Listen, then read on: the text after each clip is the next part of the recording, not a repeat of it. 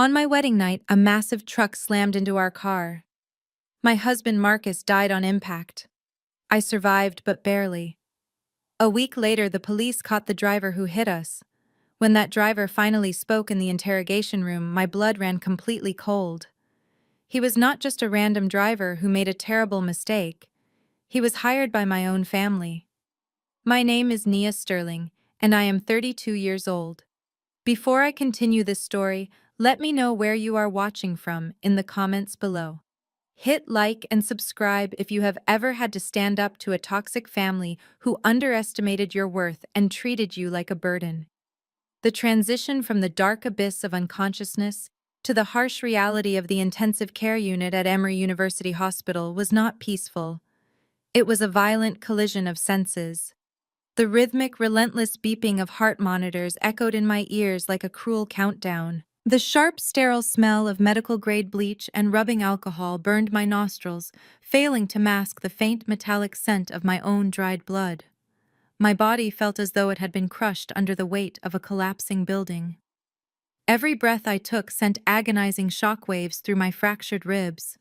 My left arm was immobilized in a heavy cast, and a thick bandage wrapped tightly around my skull, throbbing with a dull, persistent ache that made opening my eyes a monumental task. When I finally managed to flutter my eyelids open, the blinding fluorescent lights of the hospital ceiling forced me to squint. I was hooked up to a tangle of transparent intravenous tubes, fluids, and painkillers dripping steadily into my bruised veins. I tried to move to speak to call out for Marcus, but my throat was parched, feeling like it was lined with shattered glass. The memory of the crash flashed behind my eyes with terrifying clarity. The sudden blinding glare of headlights, the deafening crunch of twisting metal and shattering glass, the terrible, suffocating silence that followed. Marcus, my brilliant, loving husband, the man who had kissed me just minutes before, promising me a lifetime of happiness. He was gone. The doctors had told me during a brief moment of lucidity, hours or maybe days ago. He died instantly, they said, their voices full of professional pity. As I lay there trapped in a broken body and drowning in a sea of fresh, suffocating grief, the sound of a harsh, demanding voice pierced through the mechanical humming of the intensive care unit. It was not a voice offering comfort. It was not a voice choked with the sorrow of a mother seeing her widowed, shattered daughter. It was my mother, Brenda.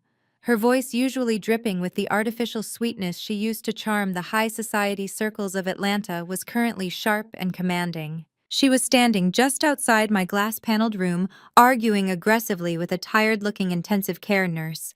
"I demand you hand it over right now," my mother snapped, her tone echoing down the quiet corridor. "That is my son-in-law's property. It belongs to the family. You have absolutely no right to withhold it." The nurse, maintaining her professional composure, replied softly but firmly.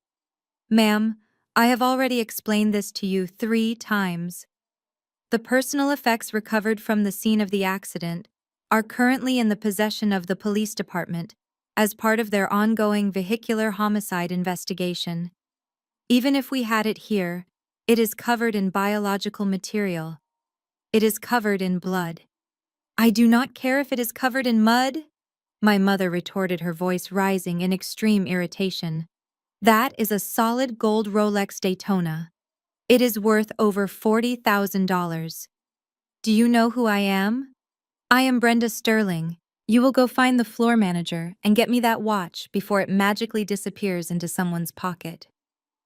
I closed my eyes, a fresh tear tracking down my bruised cheek, burning like acid against my cuts. My husband was dead. His body was lying in a cold morgue. I was fighting for my life in a hospital bed, hooked to machines keeping me stabilized.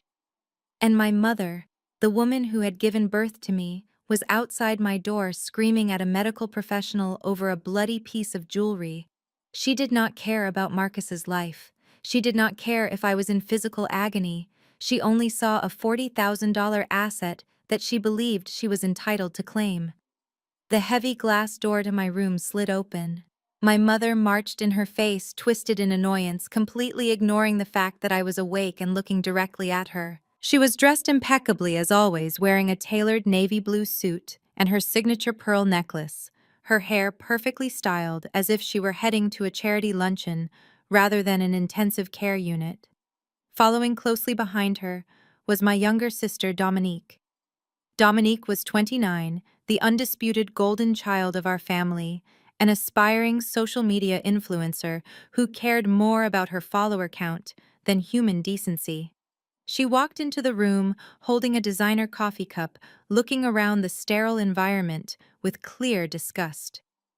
"This place smells terrible," Dominique complained, wrinkling her perfectly contoured nose. She did not look at the monitors, the bandages, or my bruised face. Instead, she looked down at her own outfit. "Do you have any idea how much this has ruined my week, Nia? My custom bridesmaid dress from the reception is completely ruined. The dry cleaner said the bloodstains will never come out. That was a $3,000 dress, and now I cannot even post the photos from the reception because everything turned into a literal disaster." I stared at my sister, my mind struggling to process the sheer scale of her narcissism. My husband had died in a violent, horrific crash on our wedding night, and she was complaining about a ruined dress and her inability to post aesthetic photos on the internet.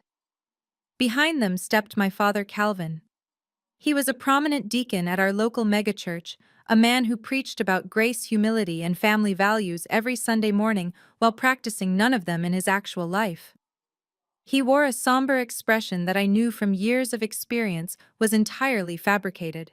He walked to the foot of my bed, placed his hands together in a prayerful gesture, and bowed his head for exactly 3 seconds before looking up. "The Lord gives, and the Lord takes away," Calvin announced, his deep baritone voice filling the room with hollow religious platitudes.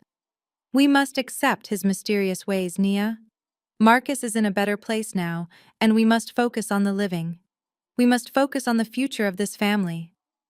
I tried to speak, to tell them to leave, to ask them how they could be so incredibly callous, but my throat was too raw. I could only manage a weak, raspy cough. My mother finally stepped up to the side of my bed. She did not reach out to hold my uninjured hand. She did not stroke my hair or offer a single word of maternal comfort.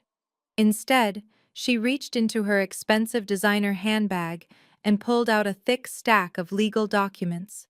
She dropped the paperwork directly onto my lap, the heavy thud of the paper landing on my bruised legs, sending a fresh spike of pain through my abdomen. "We do not have time for tears right now," Nia Brenda said coldly, pulling a silver pen from her purse and clicking it open. "We need to handle business. Marcus is dead, and crying will not bring him back. We spoke to his former employer. We know he had a life insurance policy worth $2 million. Since you are his wife, you are the primary beneficiary. I need you to sign this proxy right now to transfer the management of those funds directly to your father and me." I stared at the papers, my vision swimming. A life insurance proxy. They had brought legal documents to my hospital bed before my husband was even buried. I forced my raw throat to work. Why, I croaked the single word scraping against my vocal cords. "Because Trey is in trouble," Dominique answered immediately, stepping forward. Trey was her husband, my brother-in-law, a man who owned a luxury car dealership in Atlanta, but spent more time placing illegal bets than selling vehicles. Trey's dealership is drowning in debt. He owes people a lot of money, Nia. Bad people. If he does not get a massive cash injection by the end of the month, they are going to take the dealership and our house. We need that $2 million. I looked at my mother, searching for any hint of shame, any sliver of humanity. There was absolutely none. "Sign the paper," Nia Brenda commanded, her eyes narrowing. "Marcus is gone. You have no children. You have a low-level administrative job. You live in a modest apartment. You do not need $2 million. You do not even know how to manage that kind of wealth. Your sister has a family, a certain lifestyle to maintain a public image.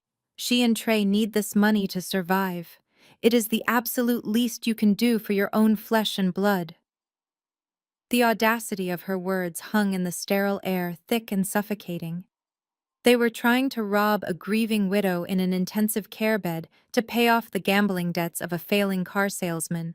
They looked at me with expectation, assuming I would simply fold and obey as they had forced me to do throughout my entire childhood.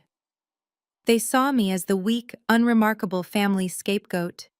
They saw a quiet administrative assistant who made a modest salary.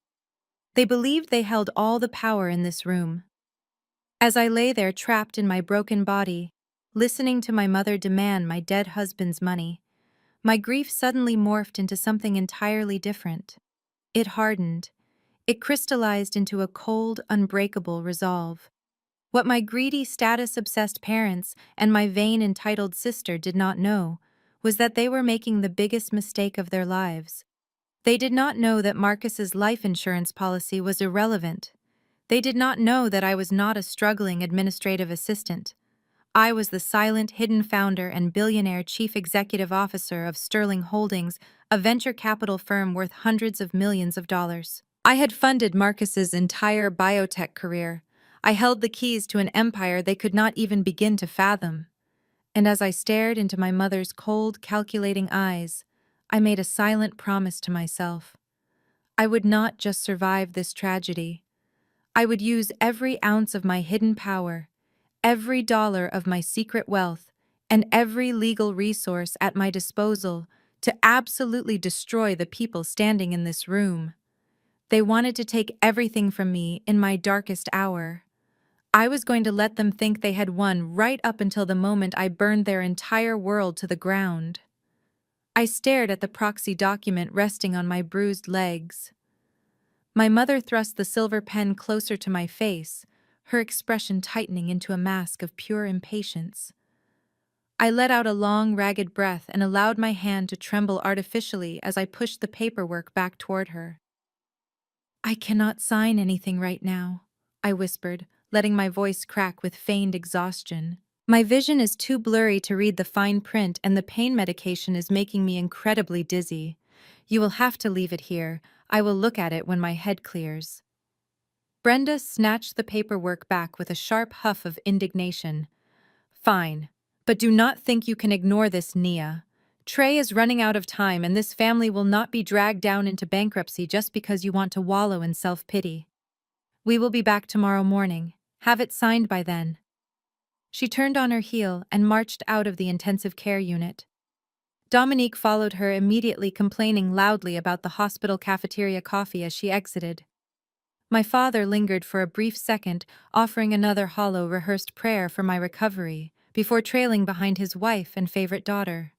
The heavy glass door slid shut, leaving me in the quiet, mechanical embrace of the medical monitors. The moment they were completely out of sight, the trembling in my hands stopped entirely. The facade of the broken, helpless widow vanished, replaced by a cold, calculating precision. I reached for the call button to summon my nurse, but before my finger could press the plastic surface, the door opened again. A tall, broad-shouldered man in a rumpled gray suit stepped into the room. He held up a silver badge. "I am Detective Vance with the Fulton County Police Department," he announced, his voice raspy and exhausted. "I am truly sorry for your immense loss, Mrs. Sterling. I know this is a terrible time, but I need to speak with you regarding the crash that killed your husband." I adjusted my posture against the stiff hospital pillows, ignoring the sharp protests of my fractured ribs. "Please, detective, tell me everything." He pulled up a sterile plastic chair and sat down heavily. "We caught the driver of the commercial truck that struck your vehicle. He fled the scene on foot, but we tracked him down at a cheap motel near the airport late last night. He is currently in custody at the county jail. We are charging him with vehicular homicide and leaving the scene of a fatal accident." A surge of adrenaline pumped through my battered veins. "Who is he? Was he drunk?" "That is where things get complicated," the detective replied, leaning forward and lowering his voice. "He was not under the influence of alcohol or narcotics. He has a lengthy criminal record, mostly low-level felonies, but his behavior during the interrogation was highly unusual. He kept demanding to speak with a lawyer, specifically claiming he had a wealthy relative in Atlanta who would post his bail and cover his legal fees. He refused to give us a name, but we are pulling his phone records now." I thanked the detective for the update, maintaining a perfectly composed exterior. He promised to keep me informed and left the room to speak with my attending physician. As soon as the door clicked shut, I reached for the emergency bedside telephone. I dialed a highly secure unlisted number that only 3 people in the world possessed. It connected directly to the private office of Jonathan Hayes, the ruthless, brilliant lead counsel for Sterling Holdings. Jonathan answered on the first ring. Nia, I received the alert about the crash. The entire executive board is devastated. I am mobilizing our private medical transport team to move you to a secure private facility right now. Cancel the transport, Jonathan, I commanded, my voice dropping to a sharp, authoritative whisper. I need to stay exactly where I am. Play the role of the ordinary grieving widow. I need you to do something far more important. The police arrested the truck driver who hit Marcus. He is being held at the Fulton County Jail. I want you to use every single contact, every ounce of leverage, and every political favor we possess in this city. I want the audio recording of that man's interrogation, and I want it in my hands within the hour. Do not leave any digital footprints. Understood, Madam CEO. Jonathan replied instantly, shifting into crisis management mode. Consider it done. 45 minutes later, a young man dressed in the uniform of a hospital courier entered my room. He handed me a sealed manila envelope, nodded silently, and departed. Inside the envelope was a sleek encrypted digital tablet and a pair of wireless earbuds. Jonathan had delivered on his promise. I placed the earbuds in my ears, my hands moving with steady, terrifying calm. I tapped the screen, entering my biometric passcode, and opened the single audio file displayed on the dashboard. The recording began with the harsh, echoing sounds of a concrete interrogation room. I heard the scrape of a metal chair being dragged across the floor. A police officer began questioning the suspect, asking for his full legal name and his reasons for fleeing the crash site. For the first several minutes, the driver gave nothing but defiant, arrogant responses. He laughed at the threat of prison time. Then the tone of the interrogation shifted. The lead investigator presented physical evidence linking the driver to the stolen commercial truck used in the collision. The detective outlined the severe minimum sentencing guidelines for vehicular homicide in the state of Georgia. The arrogant laughter stopped abruptly. I heard the distinct sound of a man panicking. "You cannot put this all on me," the driver shouted, his voice cracking with sudden desperate fear. "This was not a random accident. I was hired. I was paid to do a job. You need to call my cousin. He is a prominent businessman in Buckhead. He owns a luxury car dealership. He told me the plan was foolproof." My breath caught in my throat. My heart monitor began to beep faster, the green lines spiking violently across the digital display. "Who is your cousin?" the interrogator demanded, slamming a hand onto the table. "Give me a name right now." Trey, the driver, cried out. "Trey Washington. He is married to some rich girl named Dominique. He came to me 2 weeks ago. He was sweating, terrified about some massive gambling debts he owed to some very dangerous people. He said his brother-in-law Marcus had just finalized a massive $50 million corporate contract.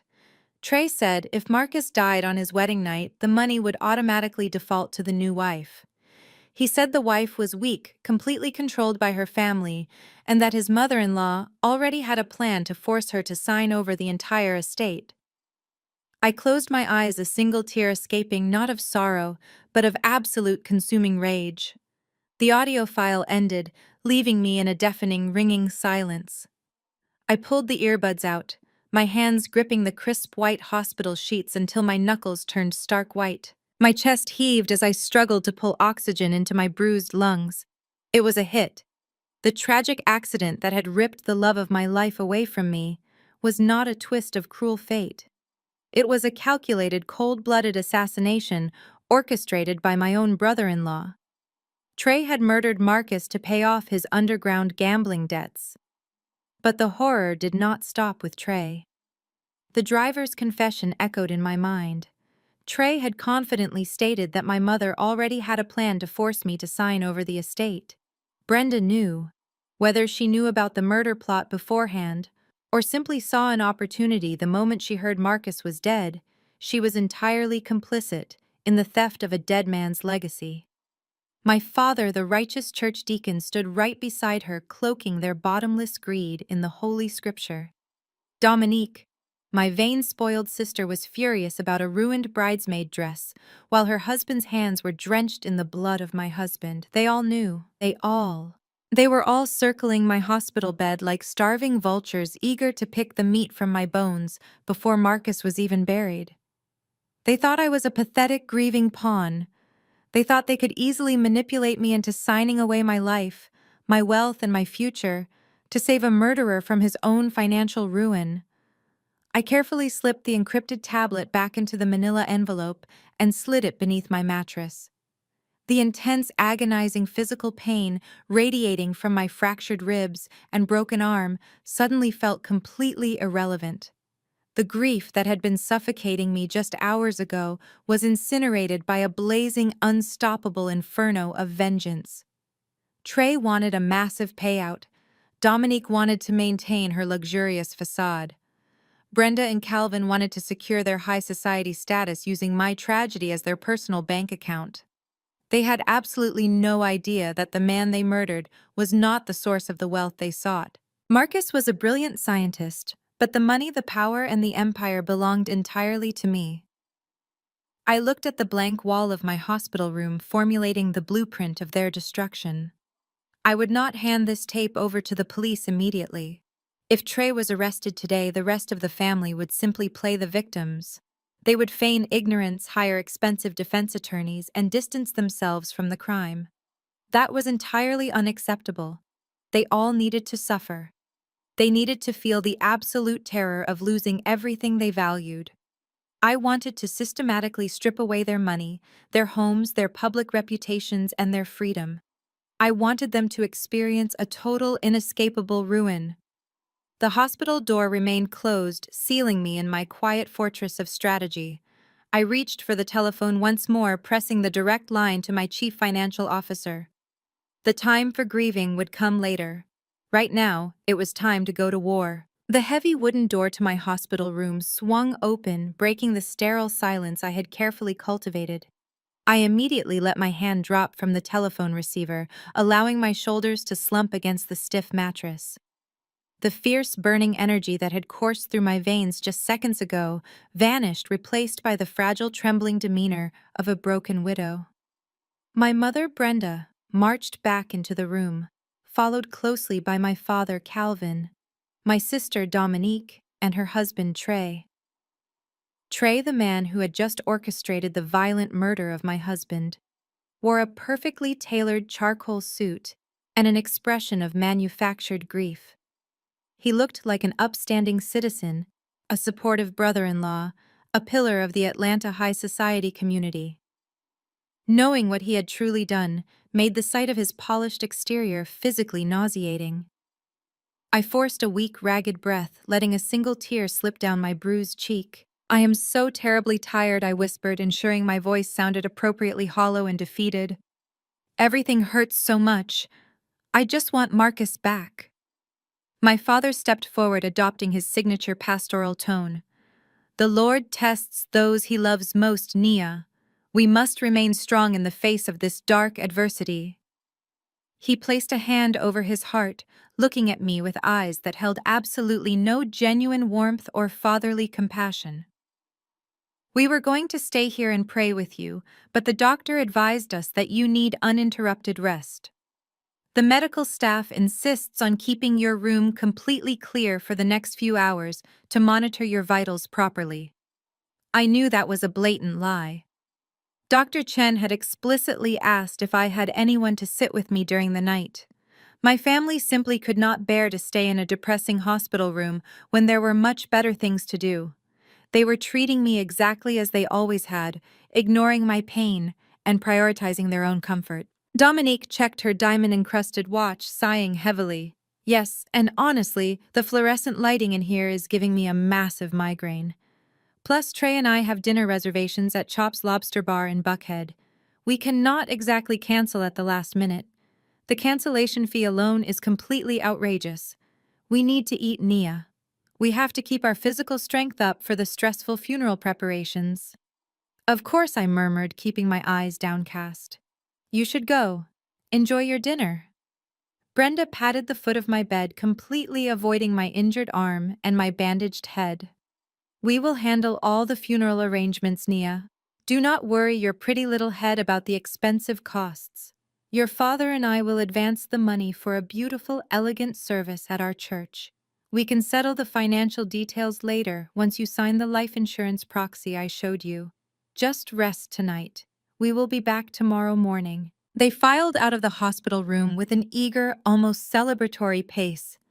A grieving family abandoning their widowed, critically injured daughter in an intensive care unit so they could enjoy a five-star steakhouse dinner in the most affluent neighborhood in Atlanta. As the door clicked shut, I stared at the ceiling, feeling a cold, calculating calm wash over my entire body. They were celebrating a financial victory they had not actually won. I reached under my mattress and retrieved the encrypted digital tablet my legal team had delivered earlier. I tapped the secure communication application and initiated a video call with Elias Vance, the brilliant, ruthless chief financial officer of Sterling Holdings. Elias was a sharp, meticulous man who had been my right hand since I founded the venture capital firm. He knew my deepest secrets, my aggressive business strategies, and the true staggering extent of my wealth. The screen flared to life, revealing Elias sitting in his high-rise office overlooking the downtown Atlanta skyline. His expression was grim, his eyes reflecting genuine sorrow. Nia. He began, his voice thick with emotion. I cannot even begin to express how sorry I am for your loss. Marcus was a visionary. He was a genuinely good man. We are all ready to do whatever you need during this tragedy. I appreciate that, Elias. I replied, my voice steady and commanding. I dropped the fragile widow act completely. The woman speaking to him now was the billionaire chief executive who controlled a massive financial empire. But we do not have time for condolences today. Marcus was murdered. Elias froze, his eyes widening in sheer shock. Murdered, Nia? What are you talking about? Did the police find something at the crash site? I sent you an encrypted audio file 5 minutes ago, I said. It is the official police interrogation of the truck driver. The driver was hired by Trey. My brother-in-law ordered the hit on my husband to secure a massive life insurance payout to cover his underground gambling debts. And the rest of my family is circling like vultures waiting to strip my estate bare while Marcus is barely cold. I watched Elias process the horrifying information. The shock on his face rapidly transformed into the same cold, burning rage that fueled my every breath. I will contact the authorities immediately, Elias stated firmly, reaching for his desk phone. We will have him arrested before he even finishes his appetizer at Chops. No, I commanded sharply. Stop right there, Elias. Do not call the police. Do not contact the district attorney yet. If we arrest Trey tonight, the rest of my family will simply play the innocent victims. They will claim they knew absolutely nothing about the plot. They will hire expensive defense lawyers, distance themselves from Trey entirely, and walk away clean. That is absolutely unacceptable. They are all complicit in this boundless greed. They all wanted a piece of my tragedy. I want to utterly destroy them, Elias. I want to strip them of everything they value, their money, their status, their precious social standing in Atlanta high society. I want them completely ruined. Elias leaned back in his leather executive chair, a fierce, predatory gleam appearing in his eyes. He understood exactly what I was demanding. I am listening, Madam CEO. Give me your orders. I want you to initiate a hostile financial takeover of my entire family. I instructed, my mind working with surgical precision. Let us start with Trey. His luxury car dealership is failing miserably. He owes money to dangerous loan sharks, but he also has massive legitimate commercial debt. Find out exactly which banks hold the mortgages on his dealership properties and his inventory lines of credit. I want Sterling Holdings to purchase that debt quietly through our subsidiary corporations. Buy it all. I want to personally own every single cent that man owes. Elias began typing rapidly on his mechanical keyboard. Trey's dealership is heavily leveraged through a regional Georgia bank. I can have our corporate acquisitions team approach them tomorrow morning. We can buy the debt at a premium to ensure they sell immediately without asking any questions. Once we hold the paper, we can call the commercial loans due immediately upon any minor breach of contract. Make it happen, I ordered. Now on to my parents. Calvin and Brenda live in a massive estate in Alpharetta. They love parading that house around as proof of their divine blessings and superior status. But I know my mother's reckless spending habits. I know she has been secretly remortgaging that property for years to fund Dominique's designer lifestyle and maintain their exclusive country club memberships. Find their primary mortgage lender. Buy their mortgage. Buy any outstanding personal loans, equity lines of credit, or business debts associated with my father's church leadership.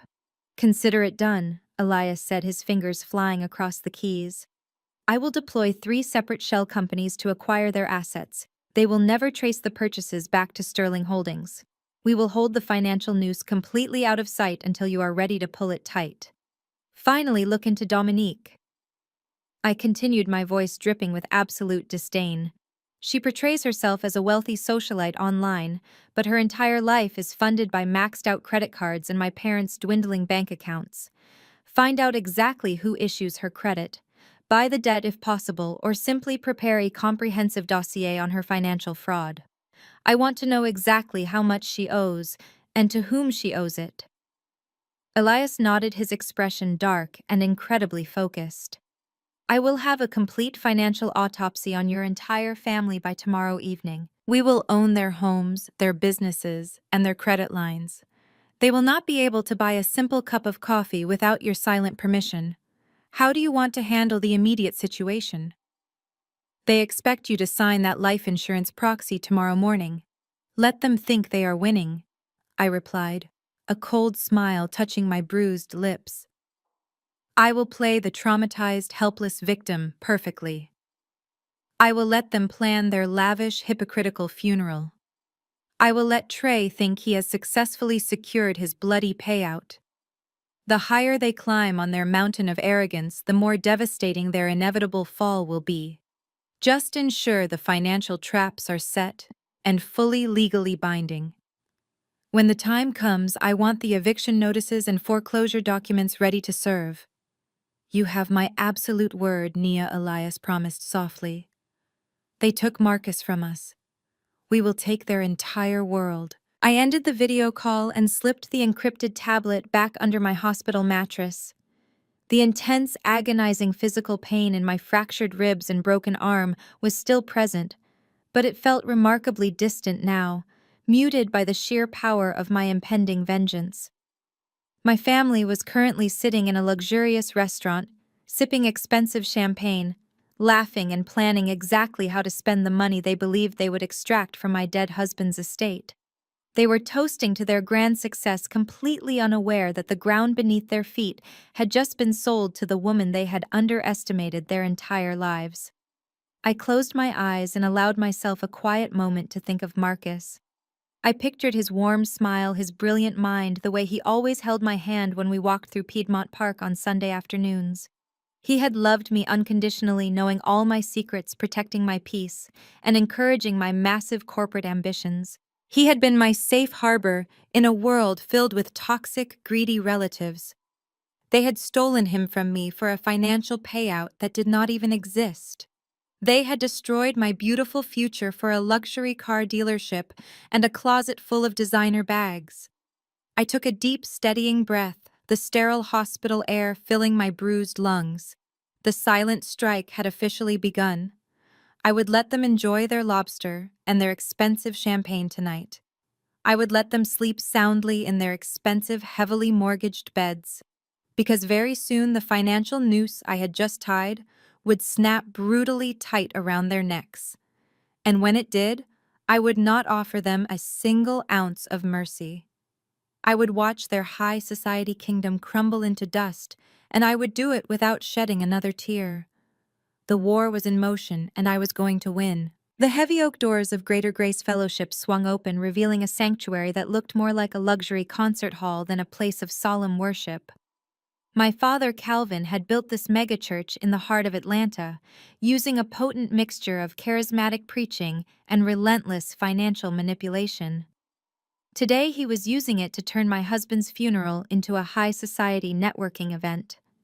I sat in a specialized medical wheelchair at the front of the sanctuary, my broken arm resting in a dark sling, my ribs wrapped tightly beneath a modest black dress.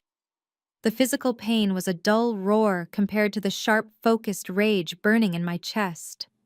I kept my head bowed, playing the role of the shattered, helpless widow they all expected to see. The massive sanctuary was packed with Atlanta's elite. Local politicians, wealthy business owners, and prominent socialites filled the padded pews, whispering their hollow condolences. They were not here to mourn Marcus. They were here to be seen by my father and to stroke my mother's boundless ego.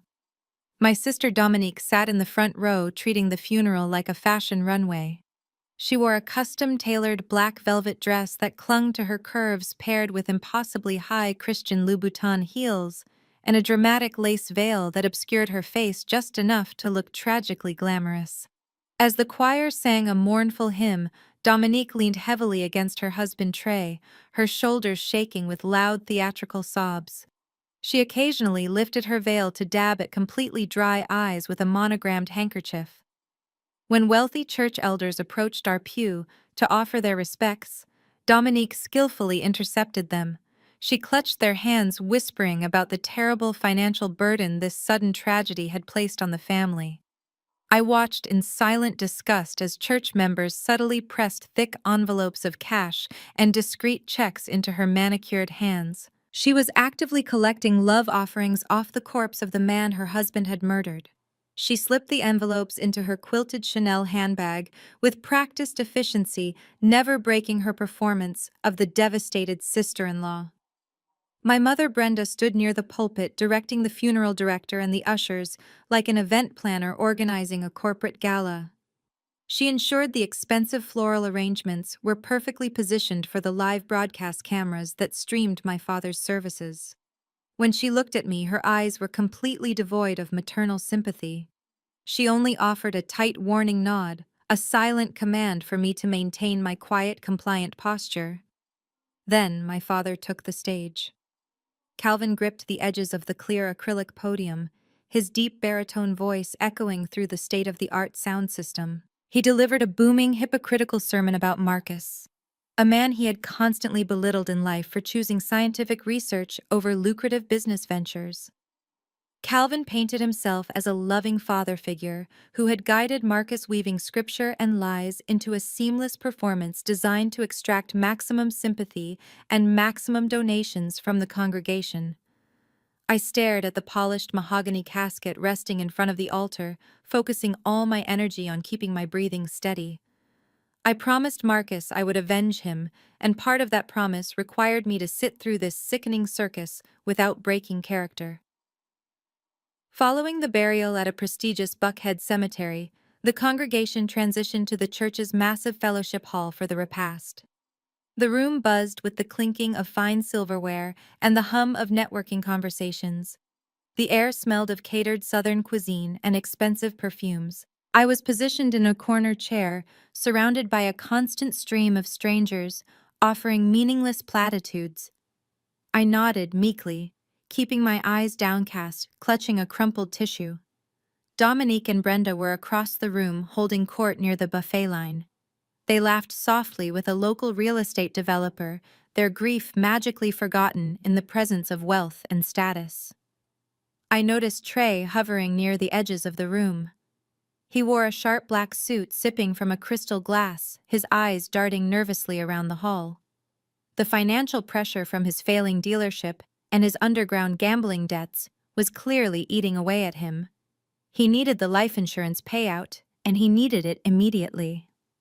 I signaled to a church usher that I needed to use the restroom, wheeling myself slowly out of the crowded, noisy fellowship hall and into the dimly lit, quiet administrative corridor of the church. The thick carpets muffled the sound of my wheels. I needed a moment of silence to clear my head and prepare for the next phase of my plan.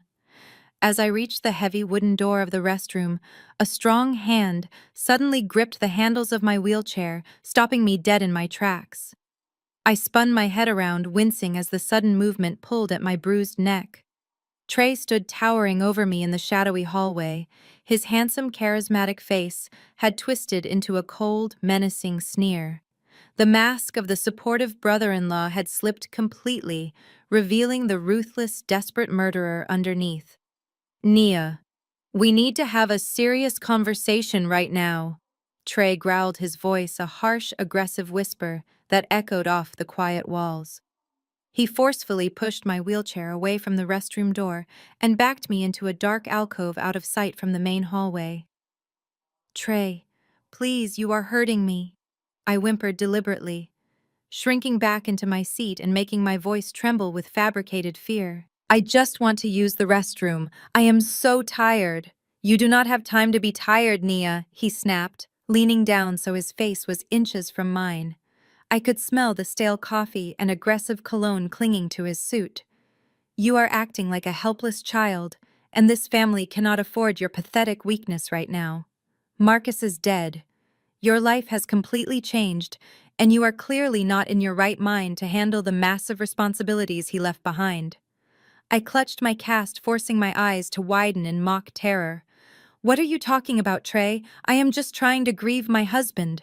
Grieving does not pay the bills, Nia, he hissed, slamming his hand against the wall next to my head. His eyes were wide, frantic, and filled with a dangerous, calculating energy.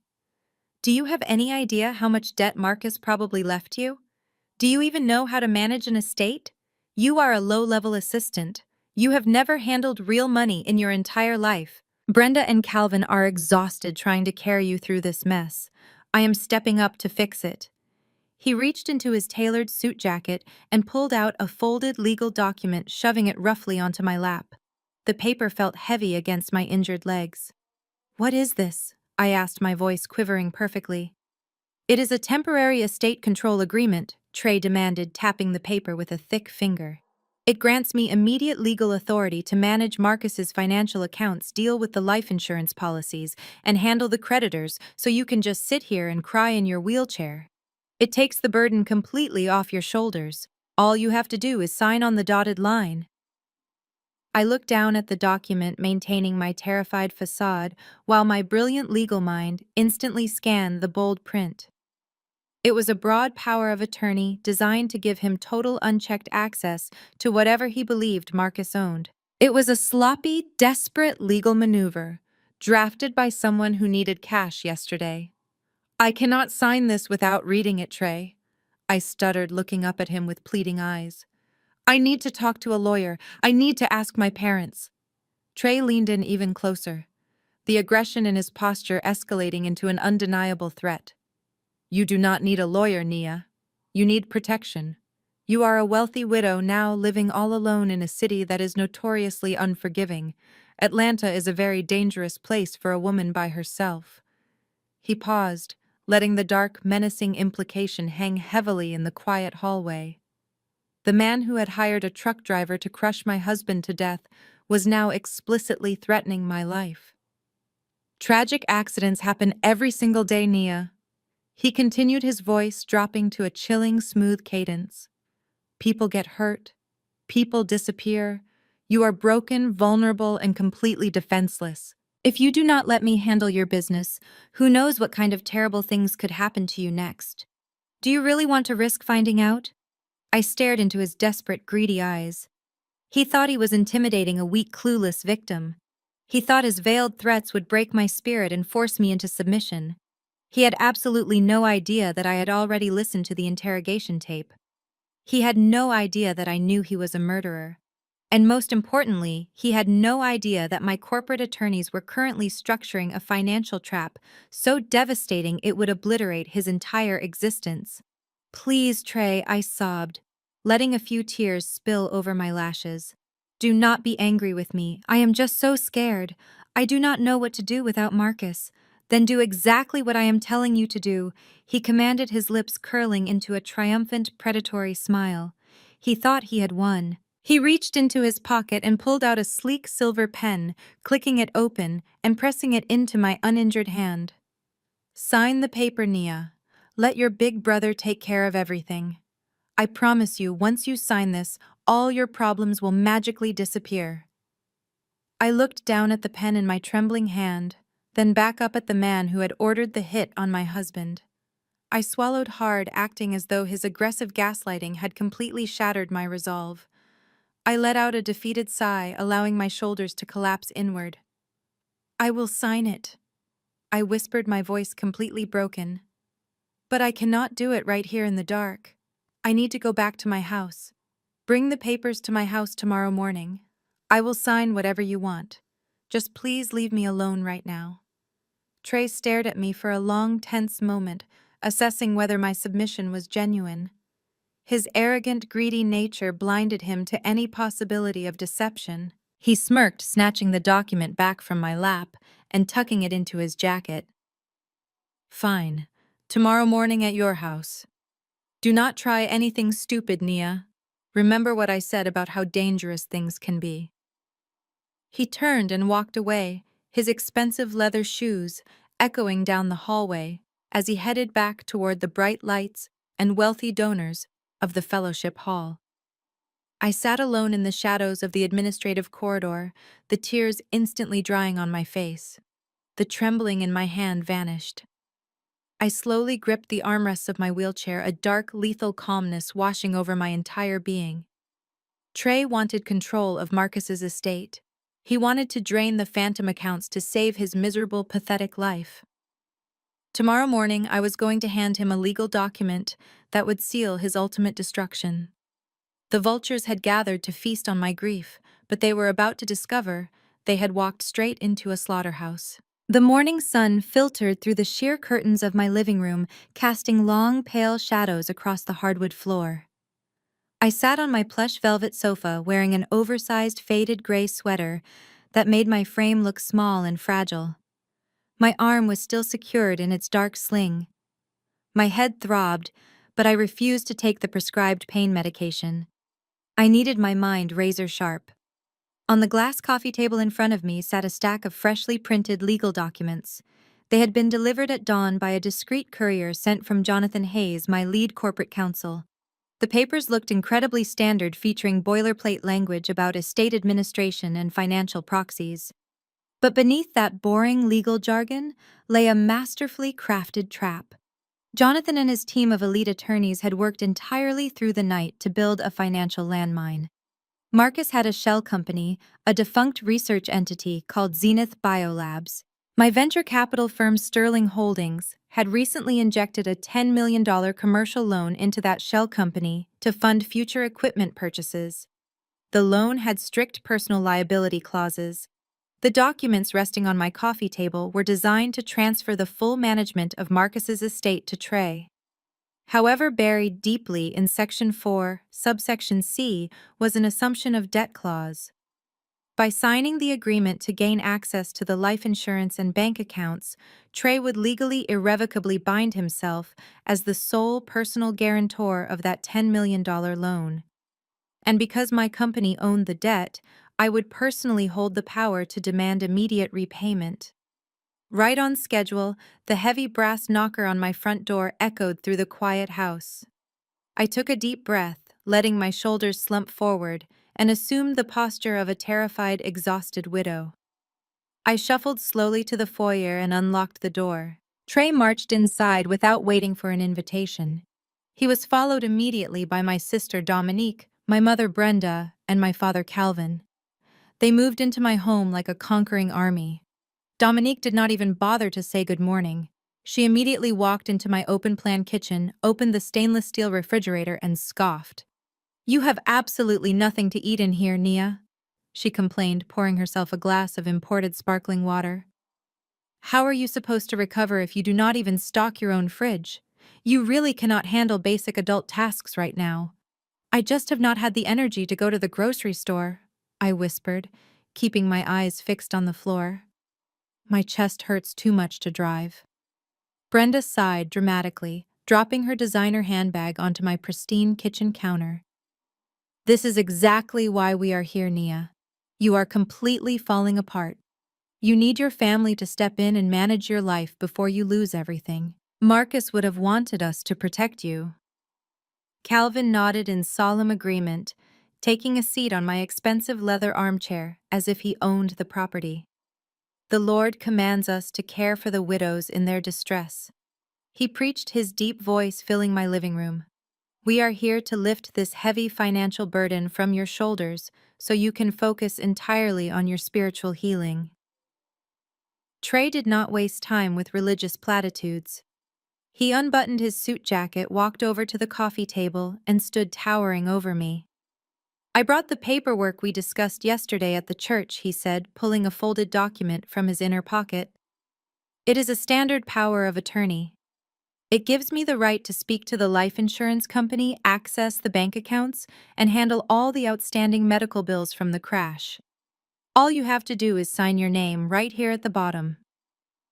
I looked at the piece of paper he threw onto the glass table. It was a crude, generic form he had likely printed from the internet.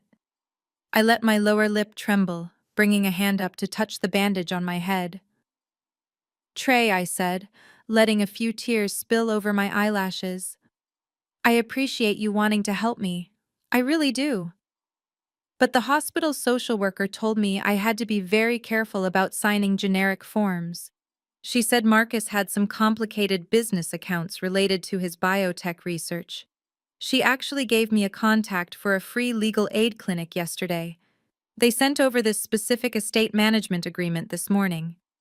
I gestured weakly toward the thick stack of papers Jonathan had prepared. I pushed them slightly toward Trey. The legal aid lawyer said this document does the exact same thing you want. It gives you total control over the estate, the bank accounts, and the insurance payouts. But it also officially registers you as the estate manager with the state of Georgia, which protects me from being sued by any of Marcus's business creditors. The lawyer said if I do not use this specific state form, the hospital might come after my personal apartment for the medical bills. Trey stared at the thick stack of paper, his jaw clenching in irritation. I do not have time to read a 50-page legal novel, Nia. I have a business to run. I have investors breathing down my neck. Just sign my paper. Dominique walked into the living room, rolling her eyes. Oh my God, Nia, stop being so incredibly difficult. Trey is offering to save you from bankruptcy. Just sign his paper so we can leave. I have a nail appointment in an hour. I shrank back into the sofa cushions, pulling my knees up to my chest. I cannot, I sobbed, my voice breaking perfectly. The free lawyer terrified me. He said Marcus owed a lot of money for his laboratory equipment. If I sign a generic form, I could go to jail for fraud. Please, Trey. This document gives you everything you asked for. It gives you total access to the $2 million insurance policy. It just legally transfers the business liabilities to the estate manager so the creditors leave me alone. Please, I am just so scared. Brenda stepped forward, her eyes flashing with greedy impatience. She snatched the thick document from the table and flipped directly to the signature page. She did not bother to read a single clause. She only saw the words, estate control and insurance beneficiary transfer. Trey, just sign the stupid thing, Brenda commanded, shoving the document against his chest. It gives you the control you need to process the payout. The girl is clearly having a mental breakdown. She is paranoid and delusional from the pain medication. Let her have her silly state-mandated form so we can get this moving. The bank is calling your dealership every single morning. We need that cash flow initiated today. Calvin nodded his agreement. Listen to your mother-in-law, Trey. The Lord provides a path, but we must be the ones to walk down it. If this document grants you the administrative power to secure the family's financial future, then the minor legal details are irrelevant. Trey looked at my parents, then looked down at me, shivering on the sofa. His arrogance completely blinded him to the possibility of a trap. He truly believed I was a pathetic, terrified woman clinging to a free legal aid document out of sheer paranoia. He believed he was the smartest person in the room, outmaneuvering a weak widow. Fine, Trey spat, grabbing the silver pen resting on the table. You always have to make things so much harder than they need to be, Nia. This is exactly why Marcus was stressed out all the time. He flipped to the back of the packet. He did not read Section 4. He did not read subsection C. He did not see the $10 million liability clause attached to Zenith Biolabs. He simply pressed the pen to the paper and scrawled his signature across the bottom line. He flipped to the next page and signed again. He initialed the debt assumption paragraph without even glancing at the bold print. There, Trey said, throwing the silver pen down on the glass table, "I am the legal estate manager. The life policy routes directly to an administrative account I control. I will handle the creditors and the banks. You just sit here and rest." I reached forward with a shaking hand, picked up the pen, and countersigned the document. As the ink dried on the page, the trap snapped shut. Trey Washington had legally adopted $10 million of corporate debt payable immediately to Sterling Holdings. The celebration started immediately. They cheered happily, hugging each other while I watched silently. Dominique smiled proudly, touching her designer purse. "We are rich!" "Trey," she laughed, spinning around. Brenda looked extremely relieved, wiping a fake tear away as Calvin praised the Lord loudly. 4 days passed since that sickening celebration in my living room. My physical wounds were slowly knitting themselves together. The fractured ribs ached with a duller rhythm, and the heavy bandage on my head had been replaced with a discreet dressing. However, my mind had never been sharper. I spent those 4 days locked inside my home office, coordinating silently with Elias and Jonathan. We were monitoring Trey's frantic, doomed attempts to access Marcus's empty accounts. Trey was currently fighting through a labyrinth of banking delays my legal team had deliberately constructed. He thought he was days away from a massive payout. He had no idea he was suffocating in a financial vacuum.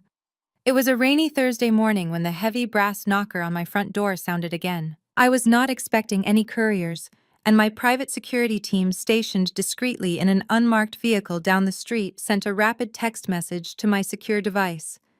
"Family approaching. 4 individuals. 1 unknown male." I took a steadying breath, slipped my phone into the pocket of my oversized cardigan, and walked to the foyer. I unlocked the deadbolt and pulled the heavy oak door open. My mother Brenda pushed past me immediately, her expensive perfume filling the entryway with a suffocating floral cloud. She was followed by my father Calvin, clutching his leather-bound Bible, and my sister Dominique, who was busy scrolling on her phone, chewing loudly on a piece of gum. Bringing up the rear was a short, balding man in a poorly fitted, shiny gray suit carrying a scuffed leather briefcase. He looked exactly like the kind of bottom-feeding attorney who chased ambulances and handled dirty, under-the-table evictions for slumlords across Atlanta. "What are you all doing here?" I asked, forcing my voice to tremble with perfectly calibrated anxiety. "I told you I needed rest." Brenda turned to face me, her expression a terrifying mask of manufactured maternal concern.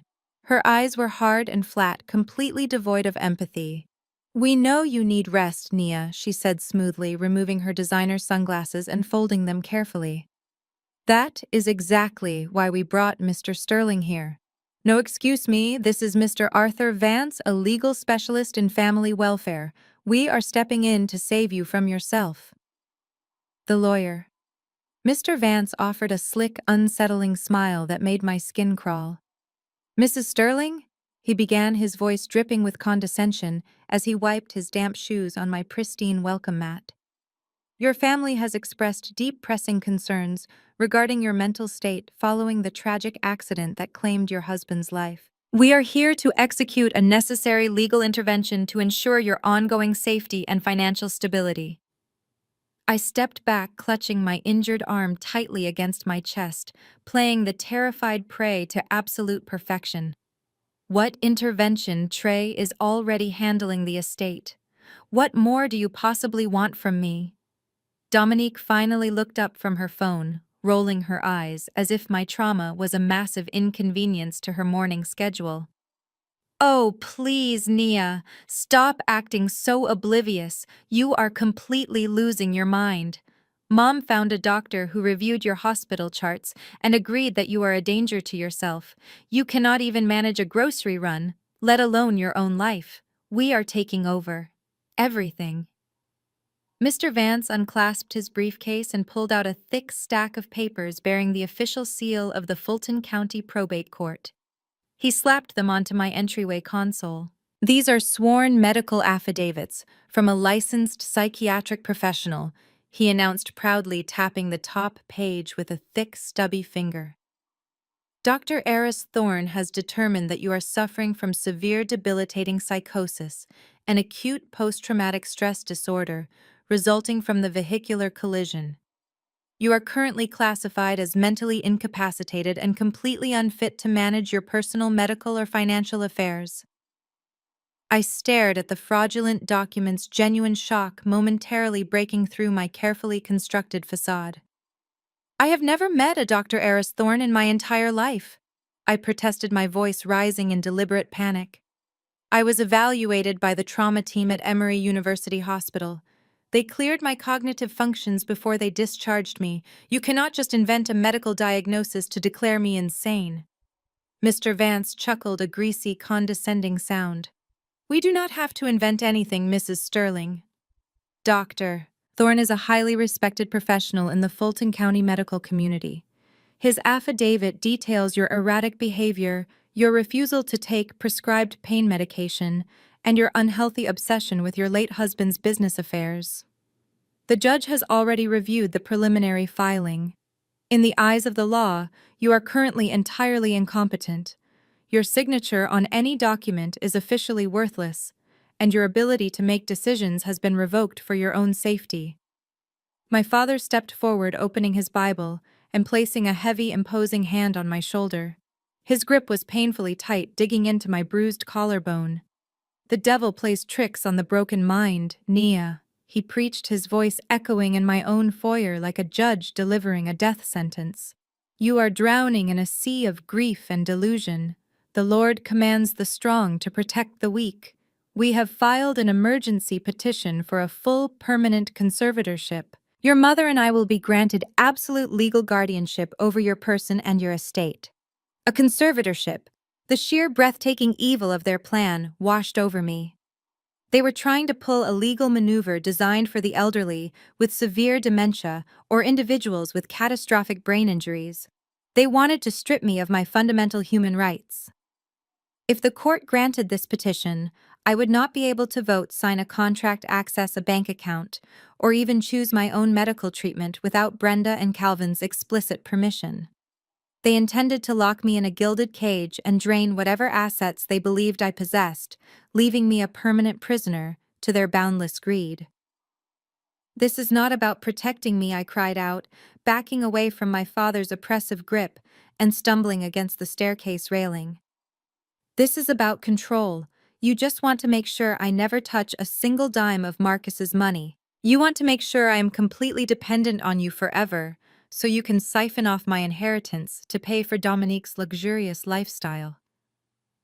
Brenda laughed, a sharp, bitter sound that held zero warmth. You have always been ungrateful, Nia. Ever since you were a little girl, you fought against my guidance. I had to spend thousands of dollars on tutors and counselors just to get you through college, while your sister excelled effortlessly. You have always been broken. Now the trauma has simply shattered you completely. Mr. Vance has already filed the emergency injunction with the probate judge. If you fight us, we will have you forcibly committed to a psychiatric ward pending the trial. We will have men in white coats drag you out of this house in a straitjacket. Is that the public spectacle you want? I looked from Brenda's cold, triumphant face to Calvin's hypocritical, solemn expression. Dominique was already losing interest in the conversation, her eyes wandering toward the expensive artwork hanging in my hallway. They were truly willing to destroy my entire life, to label me insane, and strip away my freedom just to get their hands on a payout they believed existed. They were perfectly comfortable locking their own flesh and blood in a mental institution to secure their financial status in Atlanta society. The sheer audacity of their ambush was staggering. They had hired a corrupt lawyer and paid off a shady doctor to forge medical records, completely confident that I was too weak and too isolated to fight back. They thought they had cornered a helpless, grieving widow in her own home.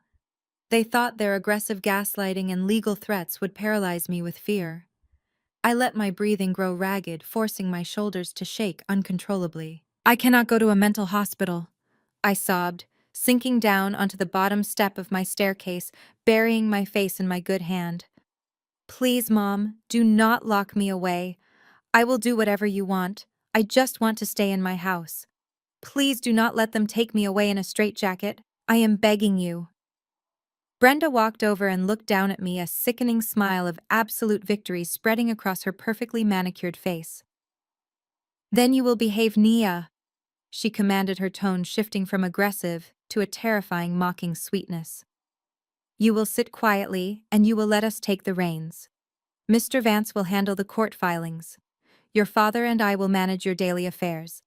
And Dominique will help us inventory the valuables in this house to ensure nothing is misplaced during your recovery." Dominique perked up at the mention of the inventory.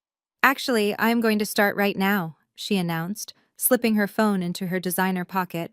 "Marcus had a massive collection of vintage watches in his study, and those designer bags in your closet need to be properly appraised for the estate records.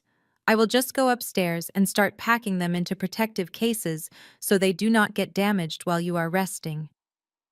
"Wait, no," I pleaded, reaching out a trembling hand as Dominique gleefully strutted past me and headed up the carpeted stairs.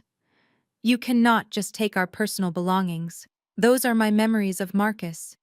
Please, Dominique, leave his things alone. Let her do her job," Nia Calvin barked, stepping into my line of sight and blocking the staircase.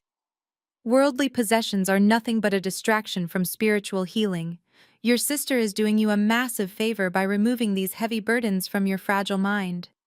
You should be thanking her on your knees for stepping up during your hour of absolute weakness." I kept my face buried in my hand, hiding the cold, lethal smile that was currently stretching across my own lips. They had escalated the war, crossing a legal and moral line that guaranteed their absolute destruction. They wanted to play a game of legal hostage. They wanted to ransack my home like common thieves while legally binding my hands. I was more than ready to show them what happens when you try to trap a billionaire in her own castle. I kept my face buried in my hands, maintaining the absolute illusion of a broken, sobbing widow who had completely surrendered to her horrific fate.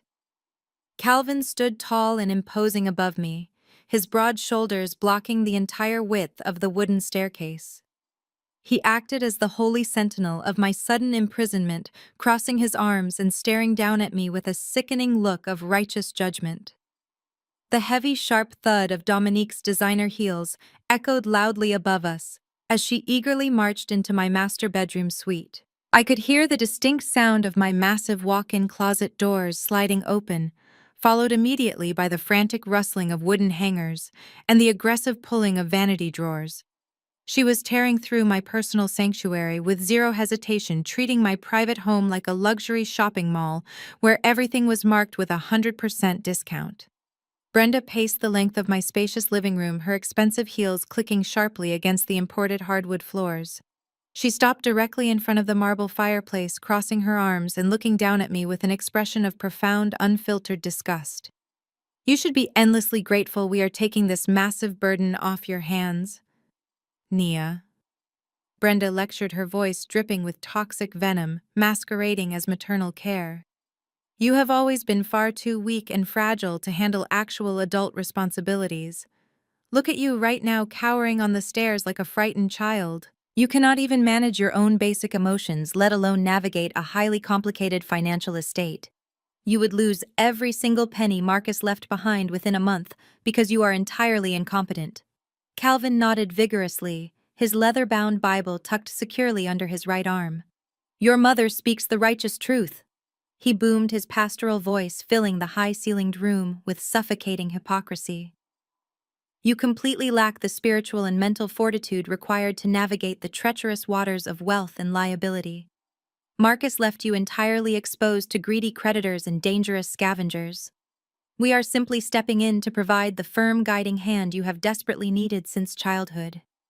You should drop to your knees right now and thank the Lord for blessing you with a family willing to endure this massive public inconvenience just to save your soul from absolute ruin. Mr. Vance, the greasy, low-level attorney, stood near the entryway console casually inspecting a crystal vase, as if sizing up its immediate pawn value.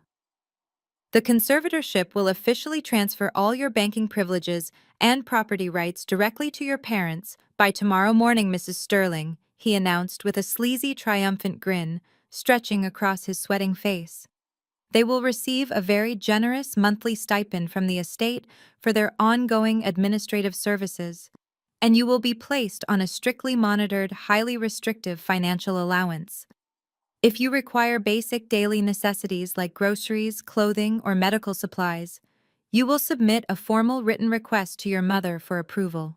It is a foolproof legal mechanism carefully designed to protect incompetent, unstable individuals from their own reckless spending habits. From the second floor, a loud crash echoed down the stairwell, followed instantly by a high-pitched squeal of sheer materialistic delight. "Oh my God!" Dominique shrieked from the master suite, her voice vibrating with greed. "Nia, I had absolutely no idea Marcus bought you a limited edition Himalayan crocodile Birkin bag. This is absolutely gorgeous and virtually impossible to find. And he kept all these vintage Rolex watches just sitting in a velvet display case collecting dust. These are easily worth 100 grand on the resale market. I am definitely taking the Birkin bag to match my new outfit for the country club gala this weekend. You clearly will not be attending any social events for the next few years anyway, so you definitely do not need luxury accessories sitting around." The sheer audacity of her looting my dead husband's watches made my blood boil with a violent intensity, but I forced my muscles to remain completely limp and unthreatening. I let out a loud, pathetic wail, dragging my bruised body off the bottom step and intentionally collapsing onto the plush living room rug. I crawled slowly and awkwardly toward the center of the room, playing the part of a devastated woman entirely consumed by a psychological breakdown. My mother watched me drag myself across the expensive floor, her upper lip curling in absolute, unfiltered revulsion. "Get up off the floor right this instant," Nia Brenda commanded, stepping back quickly as if my grief might physically contaminate her tailored designer suit. "You are acting like an absolute animal. This is exactly why Dr. Thorne signed the medical affidavit without a single moment of hesitation. You are completely unhinged and emotionally unstable. If any of our wealthy friends in Atlanta high society saw you acting this pathetic way, our entire family would be a laughingstock. You are a profound embarrassment to the Sterling name. We are locking you away in a private psychiatric facility until you learn how to behave like a respectable human being. You will stay there until you are cured of this ridiculous dramatic behavior." I continued my slow, agonizing crawl, inching closer and closer to the massive glass and solid brass coffee table, positioned perfectly in the center of the living room. The physical pain in my fractured ribs flared sharply with every single movement, sending hot spikes of agony through my chest, but I completely ignored the pain. My focus was entirely locked on the underside of that heavy brass table frame. During the initial construction of this modern house, my elite corporate security team had absolutely insisted on installing covert emergency protocols throughout the entire property. Because I secretly controlled a $200 million venture capital empire, my personal safety was considered a matter of high-level corporate security. Dominique suddenly appeared at the top of the staircase, her arms completely overflowing, with my most expensive designer handbags and silk scarves. She had slung Marcus's heavy velvet watch case over her shoulder, completely disregarding the deep sentimental value of the precious items she was shamelessly stealing. She strutted down the wooden stairs, carefully stepping over my trembling body, as if I were a piece of discarded garbage blocking her path. "I am going to load these valuables into the trunk of my car. Right now," she announced happily, completely ignoring my fabricated sobbing. "I will come back up for the diamond jewelry box in a few minutes. Make sure she does not try to run out the back door, Dad. She might try to escape before the medical transport arrives." She is not going anywhere, Calvin replied coldly, stepping fully into the living room and physically blocking the pathway to the kitchen and the rear exit. The Holy Spirit has bound her to this floor to reflect deeply on her many sins and failures. She stays exactly where she is until the medical transport arrives with the restraints. She brings this harsh discipline upon herself through her constant disobedience. I finally reached the edge of the coffee table, letting my heavy bandaged head drop onto the soft rug, as if I had given up completely. I slid my uninjured right hand slowly beneath the thick brass frame, my fingers tracing the cool metal surface, until they brushed against a tiny, hidden indentation. Inside that small indentation was a highly advanced biometric panic button wired directly to an encrypted satellite network that could never be jammed or disconnected. It did not trigger loud audible alarms or flashing security lights. It simply sent a silent Priority 1 distress signal to the armed tactical security detail stationed exactly 1 block away in an unmarked surveillance vehicle. Simultaneously, the system broadcasted a critical emergency legal alert directly to Jonathan Hayes and his ruthless team of corporate litigators. I pressed my thumb firmly against the biometric sensor. A microscopic vibration pulsed against my skin, confirming the secure signal had been successfully transmitted and received. The silent countdown had officially begun. The absolute cavalry was coming, and they were bringing absolute unstoppable hellfire with them to my living room. I rolled slowly onto my side, keeping my right hand hidden beneath my body, and looked up at the 4 people currently holding me hostage in my own home. They were incredibly smug, completely convinced they had orchestrated the absolute perfect crime against a helpless victim. Mr. Vance was organizing his fraudulent court documents on my dining table, whistling a cheerful off-key tune as he calculated his upcoming payday. Calvin was loudly quoting scriptures about the virtues of obedience and parental authority. Dominique was making a hurried second trip up the stairs to aggressively plunder my remaining jewelry boxes, and Brenda was standing proudly over me adjusting her pearl necklace with an air of absolute unchallenged superiority. "You brought this entirely on yourself, Nia," Brenda sneered, looking down at me with cold, dead eyes that held no maternal warmth. "You always thought you were so incredibly smart, so fiercely independent. You moved away from the family, married a man who kept financial secrets, and thought you could survive in this harsh world without my daily guidance. Now look at you. You are a broken, helpless widow about to be locked securely in a padded room. You own absolutely nothing. We own you. Your father and I hold your entire life, your freedom, and your future in the palm of our hands. You will spend the rest of your miserable days sitting in a facility, and we will finally put Marcus's wasted money to good use, uplifting this family." I stared directly at my mother, letting her toxic, venomous words wash over me without absorbing a single ounce of their intended poison. She was incredibly confident, completely drunk on her own fabricated power and desperate greed. She truly thought she was staring at a defeated, shattered victim who had no remaining options. She had absolutely no idea she was actually looking at a billionaire chief executive officer who had just signed her permanent death warrant. The quiet, tree-lined suburban street outside my large front window remained deceptively peaceful, but I knew exactly what was rapidly approaching. My security contractors were highly trained former military professionals, heavily armed and fully authorized to use extreme physical measures to protect their principal client from an active hostage situation. Jonathan Hayes was a relentless legal shark who routinely destroyed multi-million-dollar international corporations for sport. He was currently mobilizing a fleet of black SUVs, bringing the full terrifying weight of Sterling Holdings down upon this very house. I closed my eyes, letting out a soft, ragged sigh that sounded exactly like complete emotional surrender, but was actually profound, calculating anticipation. The agonizing hostage situation was about to end. The brutal, merciless slaughter was about to begin. The heavy silence in my living room was shattered by the sound of Brenda adjusting her pearl necklace, completely oblivious to the digital countdown ticking away in the background. "You will thank us for this eventually, Nia," she stated with absolute terrifying conviction. Someday, when your mind is healed, you will realize that a conservatorship was the only way to save you from your own staggering incompetence. I kept my head resting on the thick rug, counting the seconds. 5, 4, 3, 2, 1. The heavy oak front door did not just open. It was thrown inward with a violent concussive force that rattled the expensive artwork hanging in the foyer. The sound of splintering wood and shattering door frames echoed through the house, causing Calvin to drop his leather-bound Bible in sheer panic. Mr. Vance shrieked, dropping his stack of fraudulent medical documents, the papers scattering across the imported hardwood floors like autumn leaves. 4 men in immaculate, tailored black suits flooded into my living room. They moved with the terrifying, synchronized precision of elite military operatives, their eyes scanning the perimeter, their hands resting cautiously near their waistbands.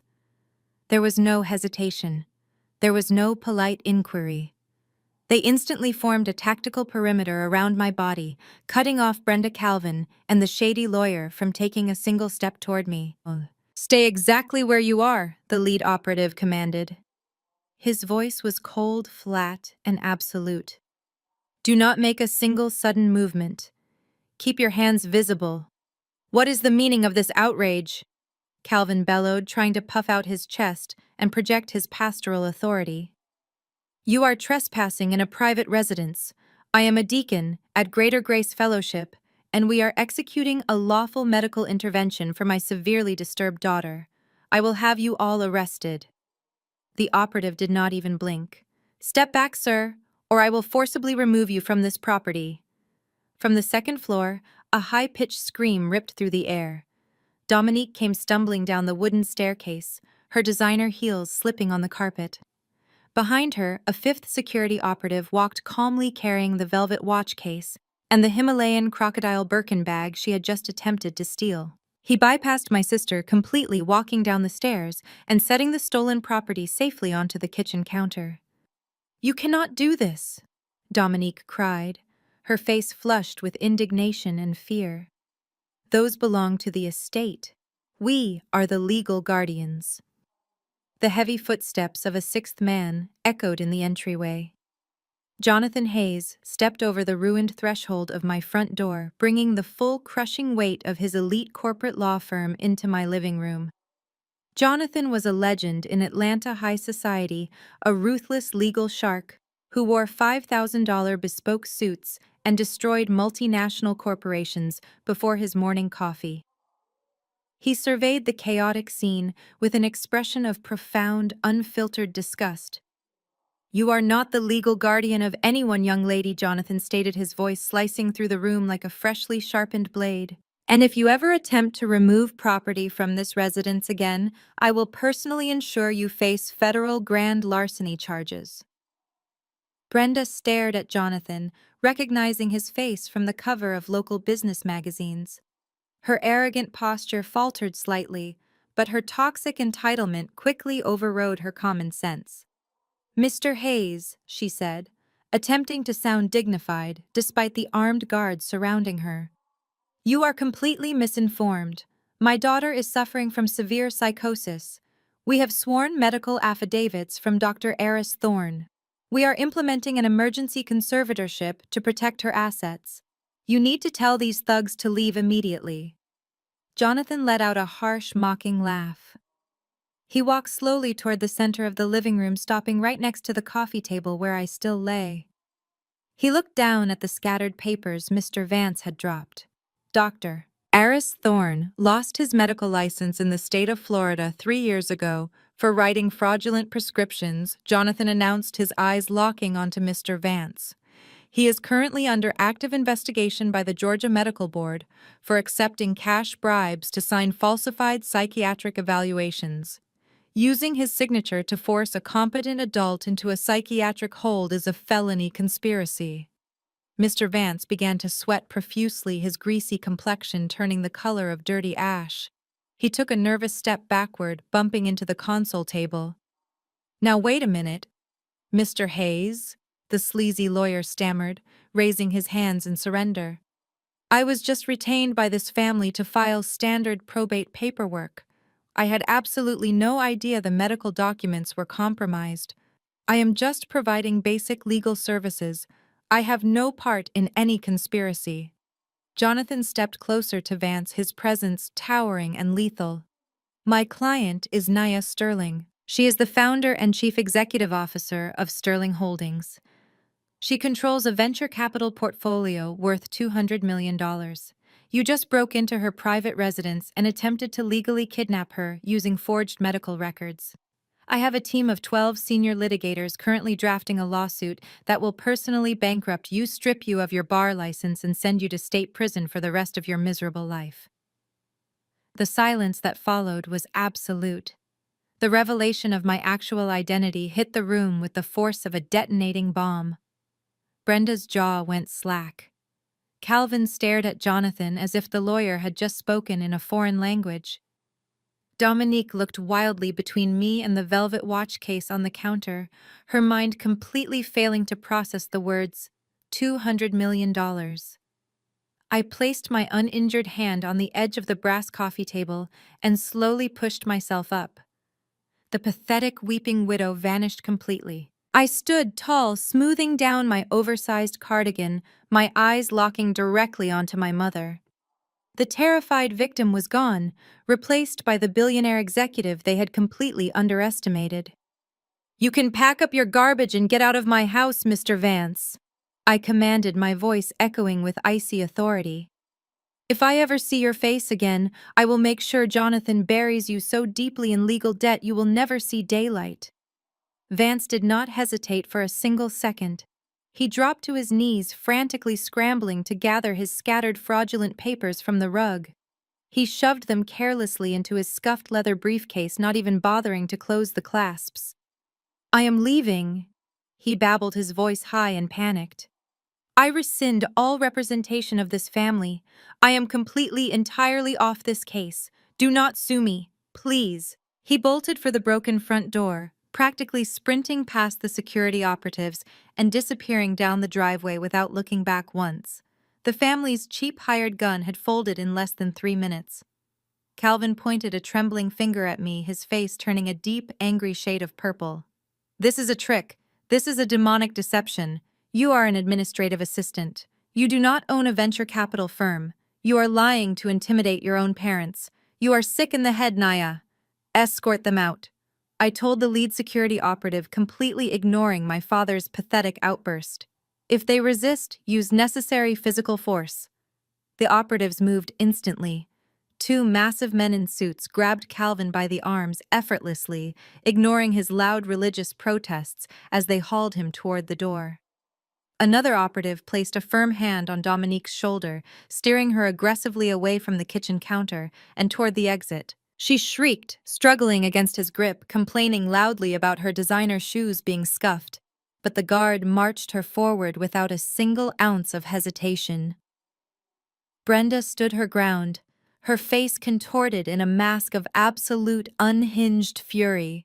She pointed her finger directly at my face, her voice rising to a shrill, hysterical scream. "You are making a massive mistake, Nia.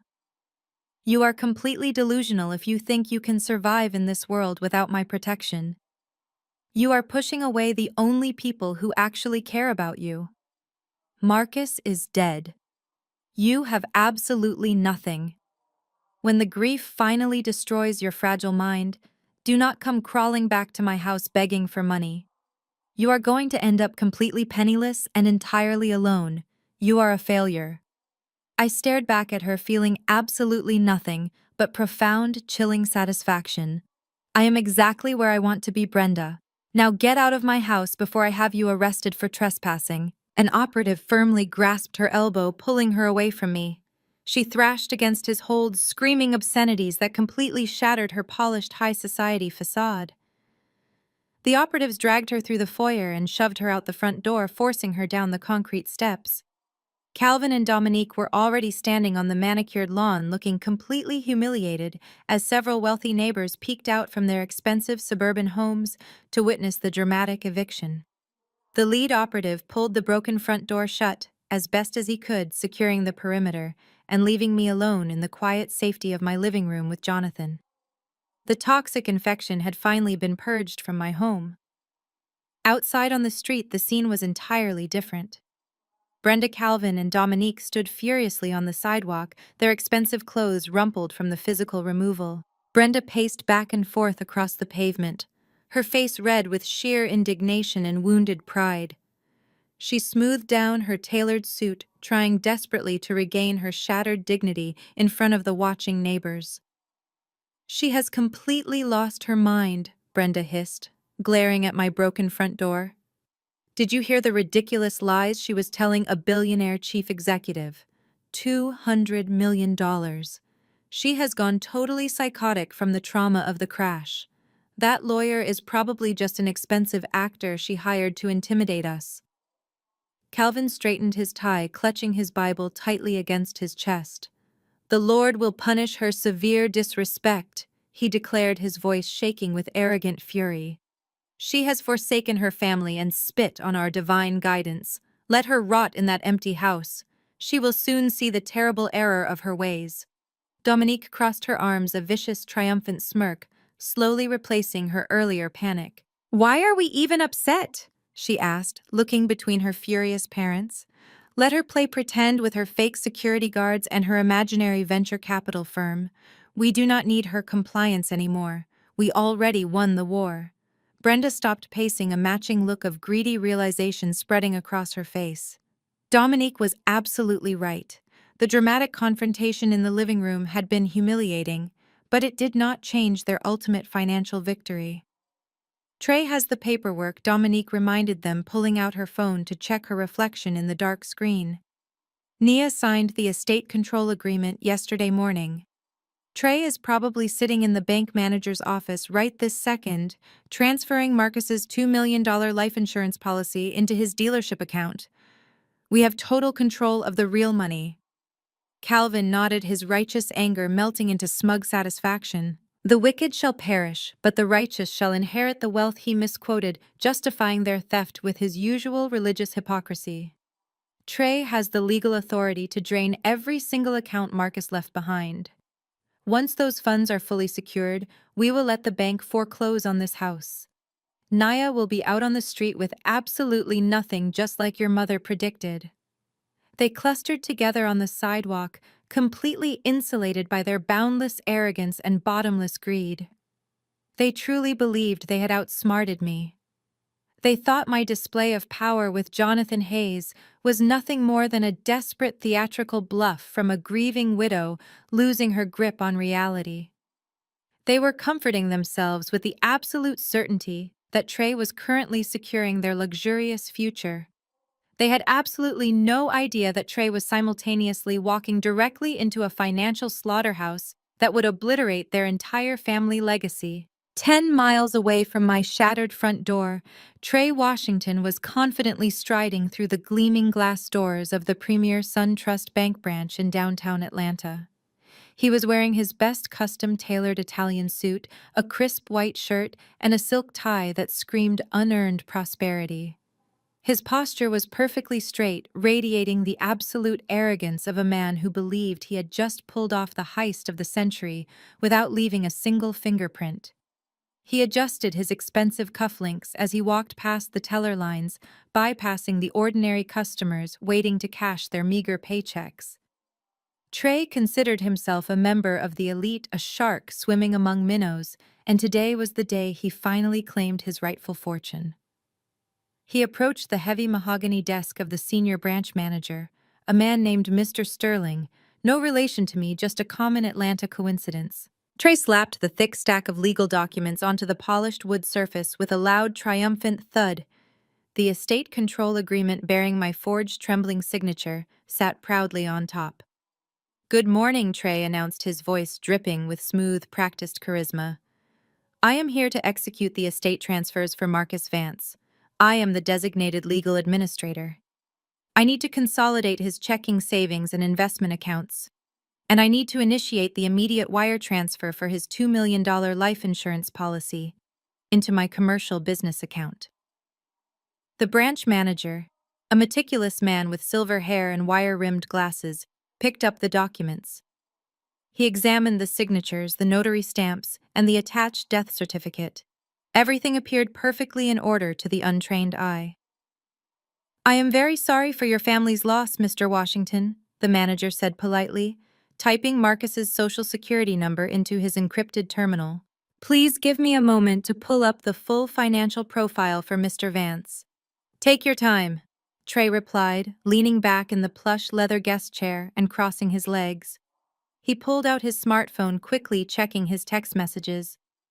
He had missed calls from his loan sharks, aggressive threats warning him that his time was running out. Trey simply smiled at the screen. He was minutes away from transferring millions of dollars. He would pay off his dangerous gambling debts, save his failing luxury car dealership, and still have enough leftover cash to live like a king. The hit on Marcus had been messy, but the payoff was going to be absolutely spectacular. The continuous clicking of the manager's keyboard suddenly stopped. A heavy, uncomfortable silence filled the spacious office.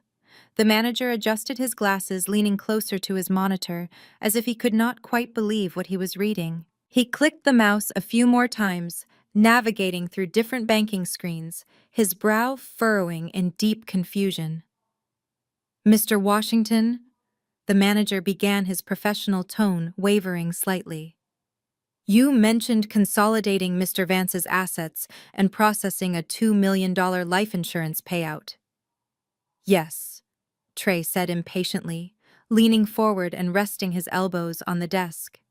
"I need the liquid cash wired to my dealership account by the end of business today. The routing numbers are listed on page 4 of that packet." The manager slowly turned his computer monitor around so it faced Trey directly. "I apologize, Mr. Washington, but there seems to be a significant misunderstanding regarding the financial status of this estate. I am looking at the complete portfolio for Marcus Vance. There are no investment portfolios. There are no hidden trust funds. The only active account registered under this Social Security number is a standard personal checking account." Trey scoffed, shaking his head in disbelief. "That is impossible. Marcus was a top-tier biotech developer. He made millions. Check the life insurance policy. His employer provided a massive premium." "I have checked the National Insurance Registry," the manager replied, his voice dropping to a low, serious register. "Marcus Vance did not possess a $2 million life insurance policy. His former employer provided a basic accidental death benefit that barely covers standard funeral expenses. Furthermore, that specific policy was legally transferred to a corporate holding company 3 years ago.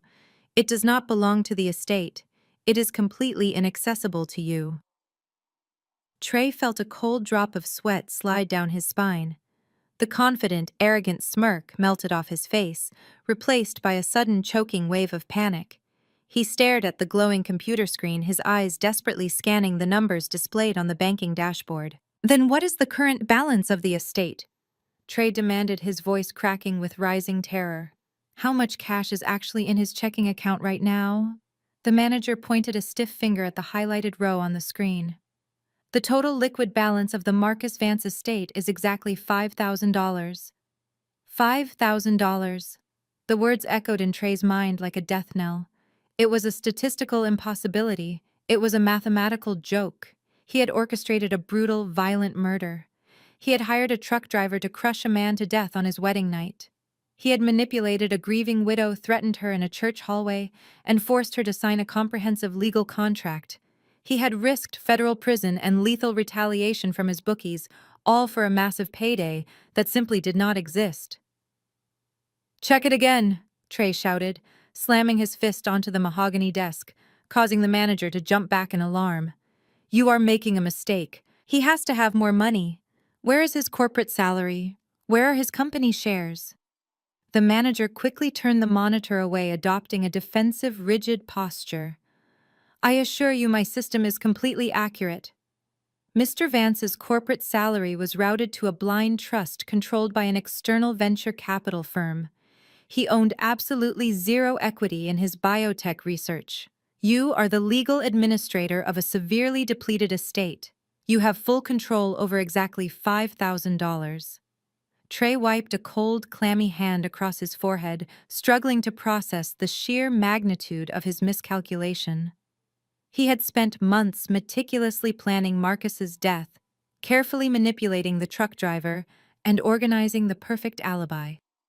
He had endured Calvin's sanctimonious church services and Brenda's insufferable arrogance, all to secure this specific payout. The insurance money was supposed to be his golden ticket out of the dangerous, suffocating underworld he had secretly entrenched himself in. He had promised his loan sharks a massive lump sum payment by Friday afternoon. The realization that he had absolutely nothing to offer them made his stomach churn violently. He was not just broke. He was a dead man walking. The dealership would be gone, his reputation destroyed, and the men he owed money to would not hesitate to collect their debts in blood. He grabbed the fraudulent estate control agreement off the mahogany desk, his hands shaking so violently he nearly tore the thick paper in half. He needed to leave the bank immediately. He needed to find Dominique and formulate a desperate alternative escape plan before the financial wolves descended upon their house. Trey could not breathe. The walls of the bank felt like they were rapidly closing in, crushing the oxygen from his lungs. He had gambled his entire life on this payout. Without the $2 million, his luxury car dealership would be seized by the bank by Friday. He had signed the estate control agreement thinking he was securing a fortune. He had absolutely no idea that by signing that specific document, he had legally assumed personal responsibility for a $10 million corporate debt owed directly to Sterling Holdings. The financial guillotine was already wrapped tightly around his throat, and he had just realized the vault he broke into was completely empty. At that exact same moment, 10 miles north in the affluent district of Buckhead, Dominique was aggressively maintaining her luxurious facade. She was strutting through the polished marble corridors of Phipps Plaza, Atlanta's most exclusive high-end shopping destination. She was flanked by three of her most prominent high society friends, women who judged each other solely on the brand of their handbags and the limit of their credit cards. Dominique felt invincible. She had just left my house thoroughly convinced that her husband was currently securing a multi-million-dollar fortune. She believed her financial troubles were permanently over. Dominique marched confidently into a premium designer boutique, her eyes scanning the shelves for the newest, most expensive seasonal collections. She wanted to celebrate her impending wealth. She wanted to prove to her judgmental friends that the Vance Washington family was thriving despite the tragic wedding night accident. She spent 45 minutes tossing silk blouses, cashmere coats, and limited edition leather boots onto the pristine glass checkout counter. The sales associate, a young woman in a sharp black uniform, cheerfully tallied up the massive haul. "Your total comes to $12,450, ma'am," the associate announced with a polite retail smile. Dominique did not even blink. She reached into her quilted Chanel purse and pulled out her gleaming platinum credit card with an arrogant theatrical flourish. She handed it to the associate, turning to her friends with a smug, self-satisfied grin. "Trey is closing a massive real estate deal today," she lied smoothly. "We are completely remodeling the master suite, so I absolutely needed a fresh autumn wardrobe to match the new aesthetic." Her friends cooed in jealous admiration, completely buying the fabricated narrative. Dominique soaked up their validation, her ego inflating to a dangerous, unsustainable size. She was the golden child. She was the wealthy socialite. She was winning the game of life. The sales associate swiped the platinum card through the polished payment terminal. The machine beeped a harsh, unyielding negative tone. The associate frowned, looking down at the screen. "I am so sorry, Mrs. Washington. It seems this card has been declined." Dominique's smug smile faltered for a fraction of a second, but she quickly recovered, letting out an annoyed, dismissive sigh. "Oh, the fraud department is so incredibly overprotective. I was just traveling last week, and they always flag large purchases. Just run my gold card instead. It has a much higher limit anyway." She retrieved a second premium credit card from her wallet and slapped it onto the glass counter. Her friends exchanged a brief, subtle glance of silent judgment, the first microscopic crack in Dominique's perfect social armor. The associate swiped the gold card. The machine emitted the exact same harsh, rejecting tone. The associate's retail smile vanished, replaced by an expression of extreme, uncomfortable pity. Ma'am, this card is also declining. In fact, there is a specific error code on my screen. It says this account has been frozen by the issuer due to severe delinquency. The boutique fell completely silent. The background ambient music seemed to fade away. Dominique's friends took a collective step backward, physically distancing themselves from the toxic stench of financial ruin. In their social circle, a declined card was a minor embarrassment. Two declined cards, accompanied by a public declaration of severe delinquency, was an absolute irredeemable death sentence. That is completely impossible. Dominique shrieked, her voice echoing shrilly across the quiet boutique. Her perfectly contoured face turned a deep, blotchy shade of red. Run it again. The machine is obviously broken. Do you know who I am? My husband owns a luxury car dealership. We have millions of dollars in liquid assets. You are publicly humiliating me over a computer glitch. The associate pushed the cards back across the glass counter, her tone shifting from polite to firm. I cannot run them again, ma'am. The terminal will not allow it. I am going to have to ask you to provide an alternative form of payment, or I will have to return these items to the sales floor. Dominique snatched the plastic cards from the counter, her hands trembling violently. She felt the burning, judgmental stares of her high society friends piercing through her back. The luxurious facade she had spent years carefully constructing was crumbling into dust right in front of her eyes. She pulled out her smartphone with shaking fingers, intending to call Trey and demand he transfer funds immediately. Before she could dial his number, the screen lit up with a barrage of urgent automated text messages. They were not from Trey, they were from her banking institutions. Alert. Your Platinum account has been suspended due to non-payment. Alert. Your Gold account has been frozen. Alert. Your primary checking account is currently overdrawn by $400. Alert. Your vehicle loan is 90 days past due. Repossession protocols have been initiated. Dominique stared at the cascading notifications, her breath catching painfully in her throat. The messages kept coming, a relentless digital firing squad obliterating her entire financial existence.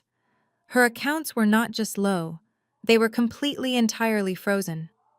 The massive mountain of secret debt she had accumulated to fund her fake glamorous lifestyle had finally collapsed, burying her alive. Dominique dropped her designer shopping baskets onto the polished tile floor, abandoning the thousands of dollars worth of luxury merchandise she could no longer afford.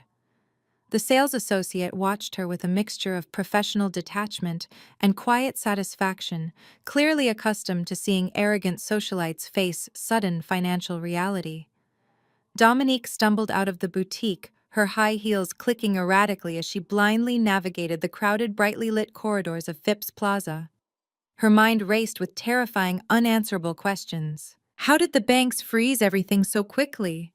Why were they initiating vehicle repossession protocols without a formal warning? She dialed Trey's number repeatedly, but the calls went straight to voicemail, heightening her absolute suffocating terror. She looked up at her friends, her eyes wide with sheer, unadulterated panic. They were already turning their backs, whispering quietly to each other as they walked out of the boutique, instantly abandoning her the moment the money vanished. Dominique stood frozen in the middle of Phipps Plaza, clutching her useless plastic cards, completely unable to comprehend the absolute devastation of her reality. Across the city, in a quiet, sterile bank office, Trey Washington was experiencing the exact same horrifying revelation. He stared blankly at the $5,000 balance on the computer screen, the crushing weight of a $10 million liability hovering invisibly above his head. The grand, murderous master plan had completely failed. The vault was empty, the credit lines were dead, and the ruthless, silent financial strike orchestrated by the widow they had completely underestimated was about to drown them all in an ocean of inescapable ruin. The tires of Trey's leased Mercedes screeched violently against the pristine asphalt of my driveway. He slammed the transmission into park, not even bothering to turn off the engine before throwing his door open. A second later, A sleek black SUV pulled up directly behind him. My parents and Dominique piled out. They had clearly regrouped after their humiliating physical eviction from my property earlier that morning. Now, however, the arrogant confidence that had previously shielded them was completely gone. In its place was a frantic, wild desperation. They marched up my front walkway like a pack of rabid wolves denied their anticipated meal. My private security detail, now standing openly on the front porch in tailored black suits, immediately moved to intercept them. The lead operative raised a massive hand, his posture rigid and uncompromising. I watched the entire chaotic scene unfold through the crystal-clear feed of my tablet, sitting calmly in my living room. I pressed the intercom button connected to the front porch speakers. "Let them inside," I instructed smoothly. "Escort them directly to the main living area, and then stand guard at the exits. Ensure they do not touch a single item in my home." The heavy oak door, temporarily reinforced by my team after the morning's breach, swung open. Trey stormed into the foyer first, his expensive silk tie hanging loosely around his neck, his face flushed a dangerous mottled crimson. Dominique followed close behind her, makeup smeared from frantic crying, aggressively clutching her useless frozen credit cards. Brenda and Calvin entered last, their faces masks of righteous indignation, masking deep, unsettling panic. They burst into my living room, completely prepared to scream, demand, and intimidate. Instead, they froze in their tracks. The pathetic, trembling widow wrapped in an oversized cardigan was entirely gone. I was sitting at the head of my custom brass coffee table, dressed in a sharply tailored emerald green blazer and immaculate black trousers. My hair was pulled back into a sleek, commanding style. My posture was perfectly straight, radiating the absolute chilling authority of a corporate titan preparing to execute a hostile takeover. The medical sling was gone. The feigned weakness had vanished into thin air. Beside me stood Jonathan Hayes, silent and lethal, holding a thick leather portfolio. "What kind of sick game are you playing?" "Nia Trey," roared, his voice cracking with unchecked hysteria. He completely ignored the heavily armed security guards standing by the doorways. He lunged toward the coffee table, slamming his hands down onto the glass. "I just came from the bank. The manager told me Marcus only had $5,000. Where is the rest of it? Where is the $2 million life insurance policy? Where are his corporate stock options? You hid the money. You transferred it illegally before I signed the estate control agreement." Dominique pushed her way forward, tears of absolute panic streaming down her face. "My credit cards are declining everywhere," she shrieked, waving the useless plastic squares in the air. "The bank sent me an automated message saying my vehicle is up for immediate repossession. My platinum accounts are entirely frozen. What did you do to my accounts, Nia? Tell your fake security guards to give me back my money right now." Brenda stepped past her hysterical daughter, crossing her arms and lifting her chin in a desperate attempt to reclaim her shattered maternal authority. "You have completely lost your mind." "Nia," Brenda spat, her eyes darting nervously between Jonathan Hayes and my perfectly calm expression. "You are having a severe psychotic break. You are sabotaging your sister's finances and hiding your dead husband's assets to punish us for trying to help you. Your father and I are calling the police. We will have you arrested for financial fraud, and then we will have you permanently committed to a psychiatric facility." I did not raise my voice. I did not flinch. I simply leaned forward, resting my elbows on the brass table, and looked directly into my mother's cold, arrogant eyes. "Sit down," I commanded. The sheer freezing weight of my tone hit the room like a physical shockwave. It was a voice they had never heard from me before. It was not the voice of the family scapegoat. It was the voice of the billionaire chief executive officer who was accustomed to immediate, unquestioning obedience. "Sit down right now, or my security team will physically force you into those chairs," I repeated, locking eyes with Trey. "And if any of you raise your voices in my house again, you will be violently thrown out onto the street, and I will ensure you spend the night in a county jail cell." The absolute certainty in my voice paralyzed them. Calvin swallowed hard, his grip on his Bible slipping slightly. He slowly lowered himself onto the edge of the velvet sofa. Brenda, sensing the undeniable shift in power, reluctantly sat down next to him, her posture rigid with defiant terror. Trey and Dominique sank into the matching armchairs, their earlier aggression completely deflated by my terrifying composure. "You all came here expecting to feast on the corpse of my husband," I began, my words slicing through the tense silence of the living room. "You thought Marcus was a wealthy biotech genius who hid millions of dollars in secret accounts. You thought you could simply force a grieving widow to sign a piece of paper and walk away with a massive fortune to cover your pathetic, embarrassing debts." I gestured to Jonathan, who stepped forward and placed a sleek black folder onto the center of the glass table. He opened it, revealing a stack of highly classified, watermarked corporate documents. "Let me introduce you to reality," I said, tapping the top document with my index finger. Marcus Vance was an incredibly brilliant researcher, a visionary scientist, and a wonderful husband, but he was never the primary breadwinner in our household. He never owned a single share of equity in his biotech laboratory. He never possessed a $2 million life insurance policy. His entire research facility, his equipment, and his corporate salary were fully funded by an anonymous venture capital firm. Trey stared at the documents, his eyes darting frantically across the complex financial terminology. If Marcus did not have the money, he stammered, his breath coming in short, panicked gasps. Then who funded the lab? Who holds the equity? I picked up the next document in the folder and slid it directly across the table until it rested right in front of Trey. It was an official state incorporation certificate bearing the massive embossed seal of the Georgia Secretary of State. "Read the name of the Chief Executive Officer, Trey," I ordered coldly. "Read it out loud for the rest of the family." Trey picked up the heavy parchment paper. His hands were shaking so violently, the paper rattled loudly in the quiet room. He stared at the bold black ink at the bottom of the page. His face drained of all remaining color, turning the sickly, pale hue of a corpse. "Nia Sterling," Trey whispered, his voice completely devoid of breath. "Chief Executive Officer and sole majority shareholder of Sterling Holdings." Dominique snatched the paper from her husband's trembling hands, her eyes scanning the financial disclosures attached to the incorporation certificate. $200 million, she gasped, her voice breaking into a pathetic, high-pitched squeak. "You own a venture capital firm worth $200 million. That is impossible. You are just a low-level administrative assistant. Mom said you barely made enough money to pay your rent."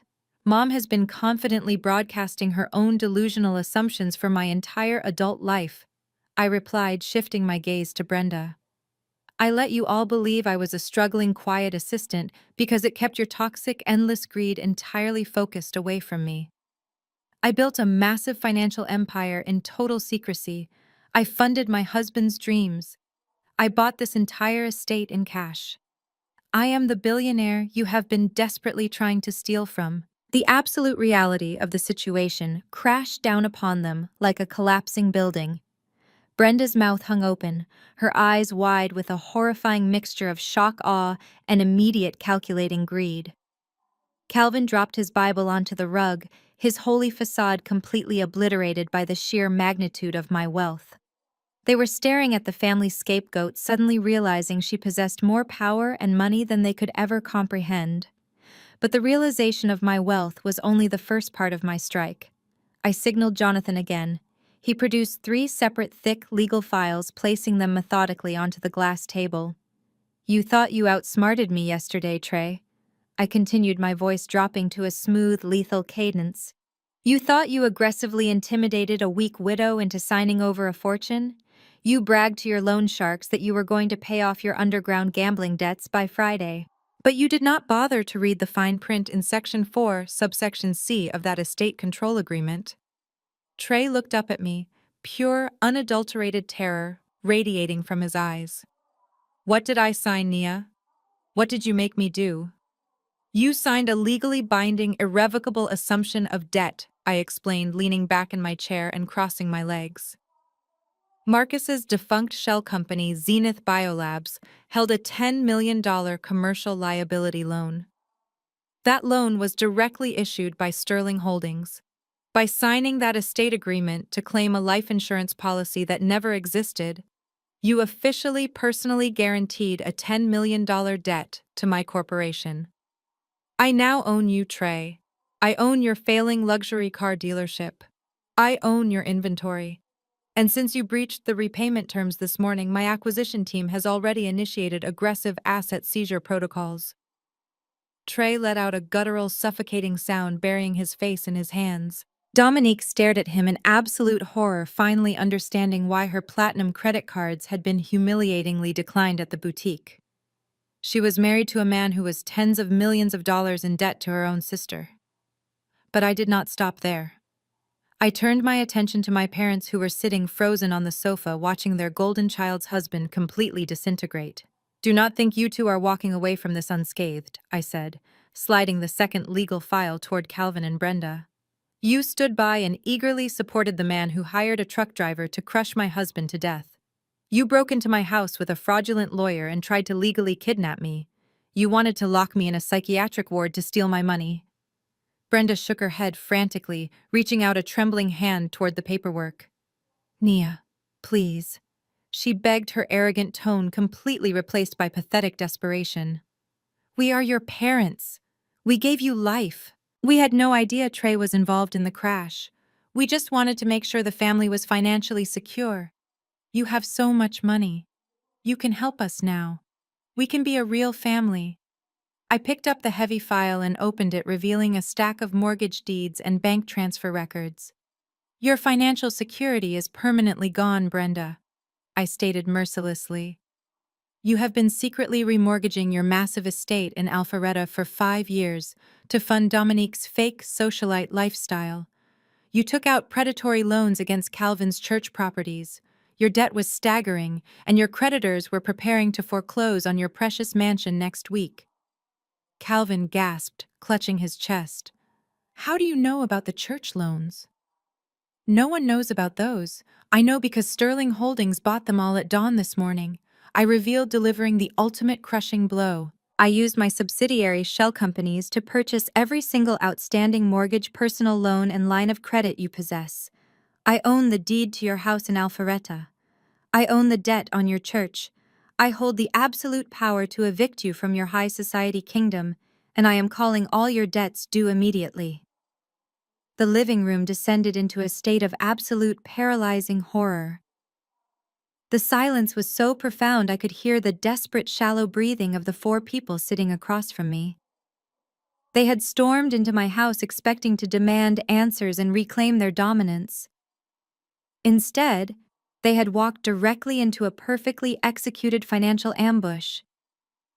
I had stripped away their fake wealth, their unearned status, and their toxic pride. They were sitting in the luxurious home of a billionaire, realizing they were completely, utterly destitute, and their executioner was the daughter they had abused and underestimated their entire lives. The suffocating silence hanging over my living room finally shattered. It did not break with a whimper, but with a blood-curdling scream that tore through the air. Dominique, the flawless socialite of Atlanta, completely snapped. Her perfectly contoured face twisted into a mask of pure rage. She turned toward Trey, her eyes wide with a maniacal frenzy. The flawless veneer she had cultivated simply evaporated, leaving behind a desperate creature fighting for survival. You bankrupt, lying, pathetic loser! Dominique shrieked, lunging across the space between their armchairs. She threw herself onto her husband, her manicured hands transforming into claws. She slapped him across the face with a sickening smack. You told me we were rich. You told me Marcus left us millions. You dragged me into $10 million of debt. Trey raised his arms desperately, trying to shield his face from her relentless assault, but Dominique was consumed by the realization of her ruin. She pounded her fists against his chest, screaming obscenities that demolished her refined persona.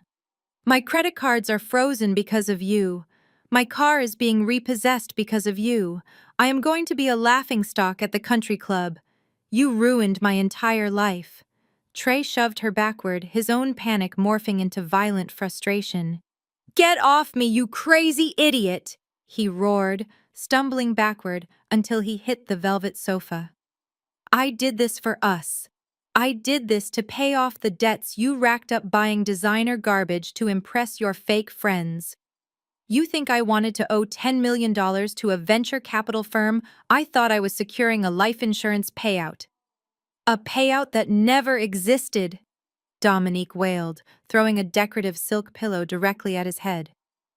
"You signed a contract without reading it. You let my sister outsmart you. You are completely useless."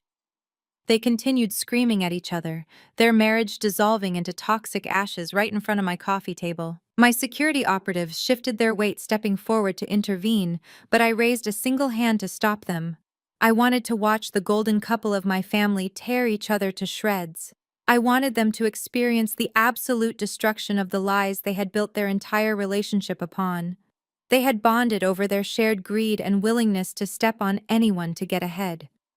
Now that exact same greed was actively consuming them alive, burning their partnership to the ground in spectacular fashion.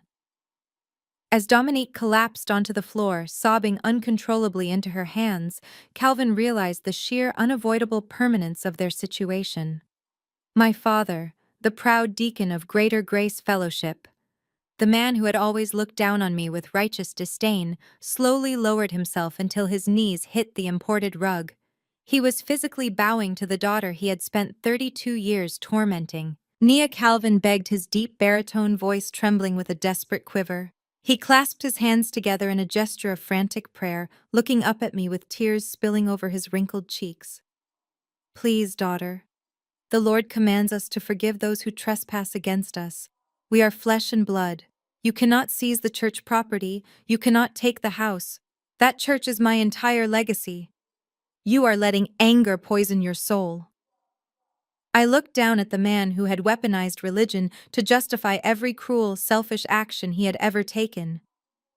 "Do not dare invoke God in my house, Calvin," I replied, my voice slicing through his hypocritical begging like a razor. "Where was your righteous mercy when you stood by and let Trey plan a hostile takeover of my estate? Where was your holy grace when you stormed into my home with a fraudulent lawyer intending to lock me inside a psychiatric ward? You wanted to declare me legally insane so you could drain my bank accounts." Calvin shook his head rapidly, sweat beading on his forehead. "The devil clouded our judgment, Naya. We lost our way. But you have been blessed with unimaginable wealth. You have hundreds of millions of dollars. You can afford to show us grace. Please, I am begging you as your father. Do not leave us destitute.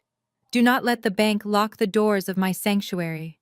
"Your sanctuary was funded by fraudulent loans and secret mortgages," I stated coldly, not feeling a single ounce of pity for the weeping man at my feet. "You preached about honesty on Sunday mornings, and then you committed financial fraud on Monday afternoons to fund your lavish lifestyle. I am simply calling your debts due right now. If you want mercy, I suggest you look toward the heavens, because you will find absolutely none in this room."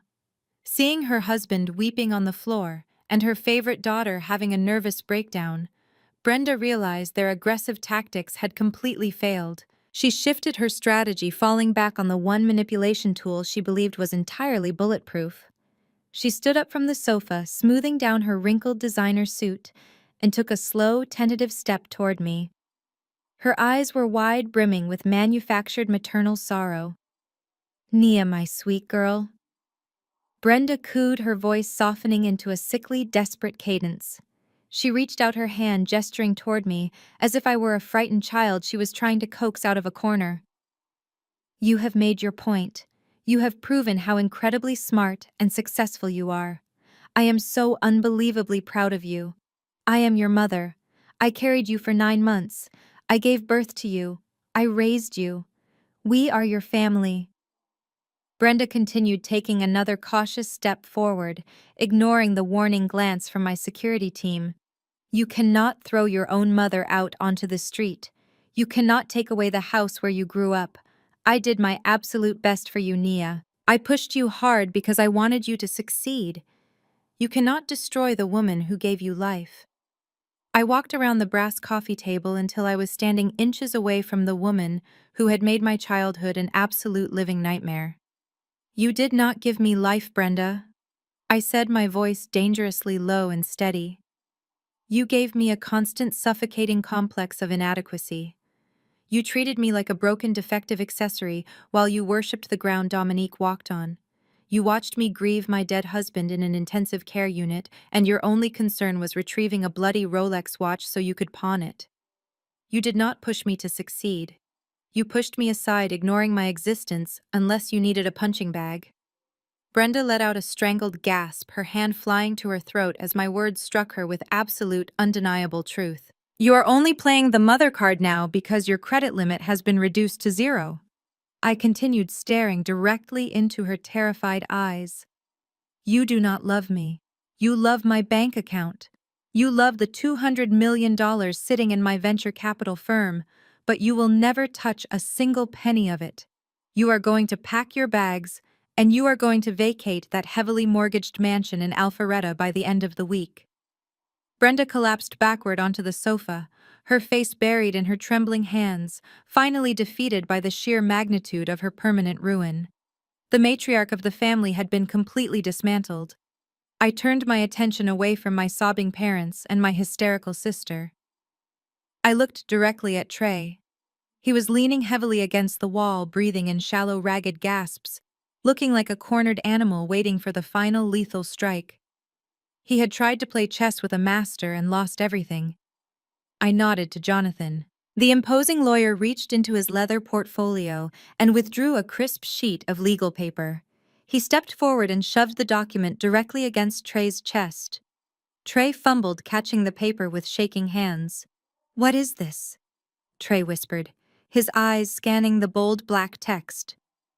"That is a formal 24-hour demand notice," I announced, my voice echoing with terrifying, absolute finality. "You signed a legally binding contract assuming a $10 million corporate liability. You have exactly 24 hours to wire $10 million in liquid funds directly to Sterling Holdings." Trey dropped the paper, his knees buckling slightly. "I do not have $10 million. I do not even have $10,000. You know I cannot pay this." "Then you had better start praying," I replied coldly, turning my back on him.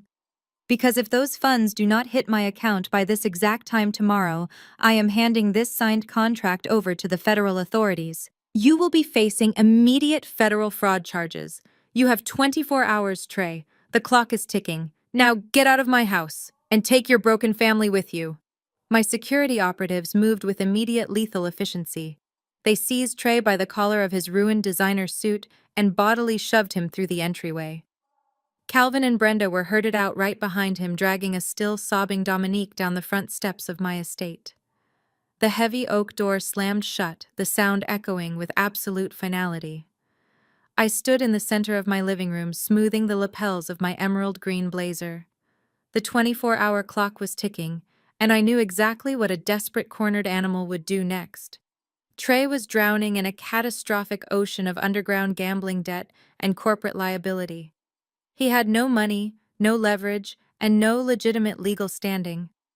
But he possessed a toxic, unyielding arrogance. That night, inside the dark, oppressive walls of my parents' heavily mortgaged mansion in Alpharetta, Trey and Calvin orchestrated a final pathetic Hail Mary maneuver.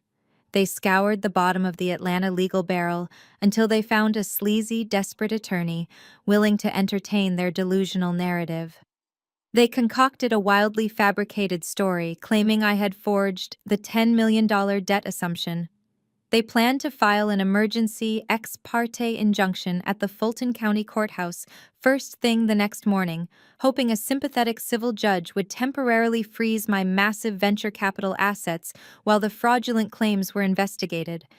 It was a stunningly stupid, highly illegal strategy built on perjury and sheer panic. They believed they could use the sluggish bureaucracy of the civil court system to buy themselves enough time to escape their financial ruin. They thought they were taking the offensive. They had absolutely no idea they were walking directly into the jaws of a federal and state-coordinated ambush. The morning sun baked the concrete steps of the Fulton County Courthouse. Trey and Calvin marched up the wide exterior stairs with their newly hired attorney, a man sweating profusely in a cheap beige suit. Trey adjusted his silk tie, attempting to project the image of a wealthy, aggrieved estate manager rather than a bankrupt, cornered murderer. Calvin gripped his leather-bound Bible, his face set in a mask of rigid, hypocritical piety. They believed they were marching into a standard civil hearing room. They expected to face a bored probate judge and perhaps one of my junior corporate lawyers.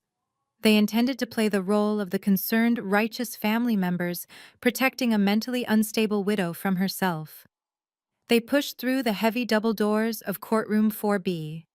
The smug, confident smirks on their faces vanished the very second they crossed the threshold. The courtroom was not filled with the typical drone of civil litigation.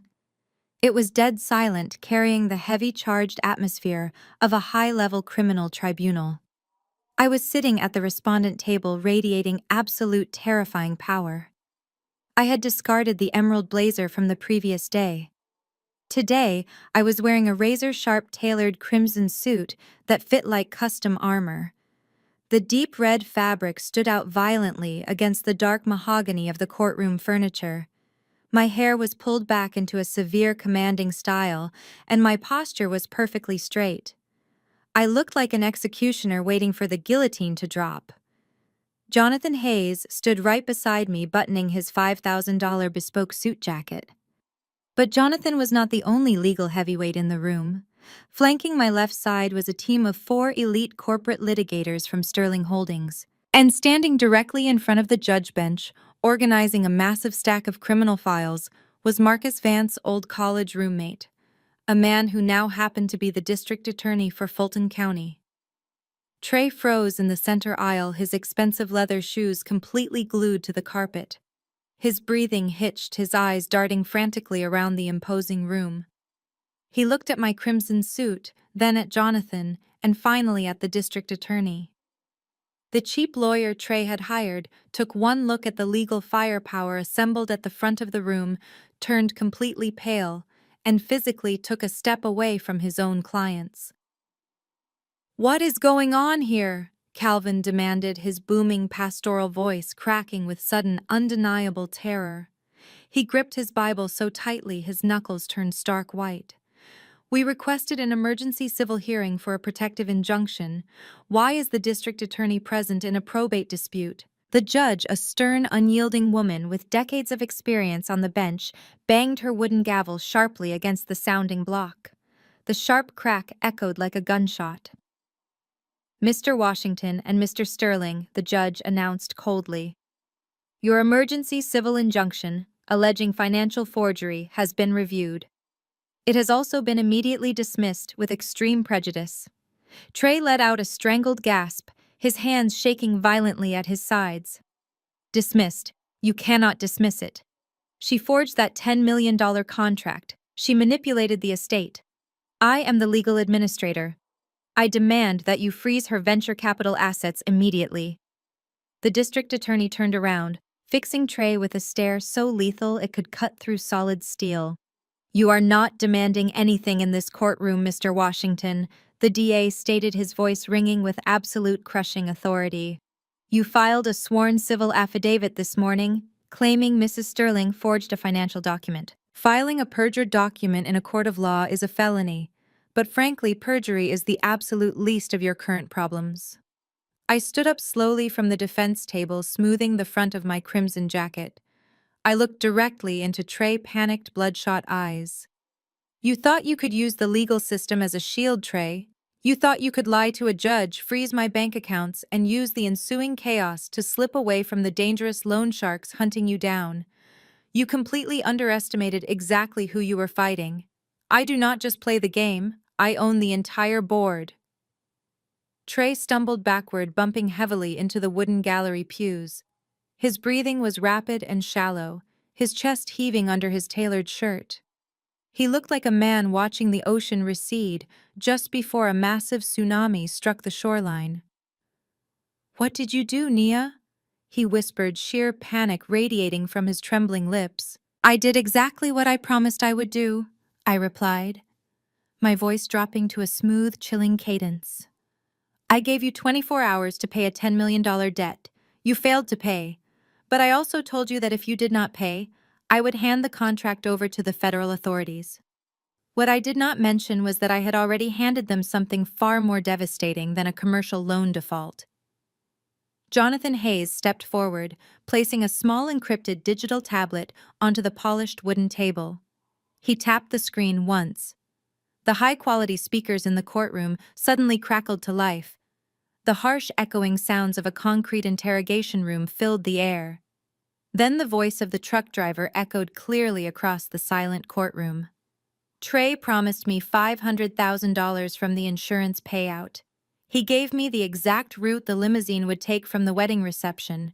He told me exactly which intersection had the blind spot. He said Marcus had to die. The audio recording hit Trey like a physical, crushing blow to the chest.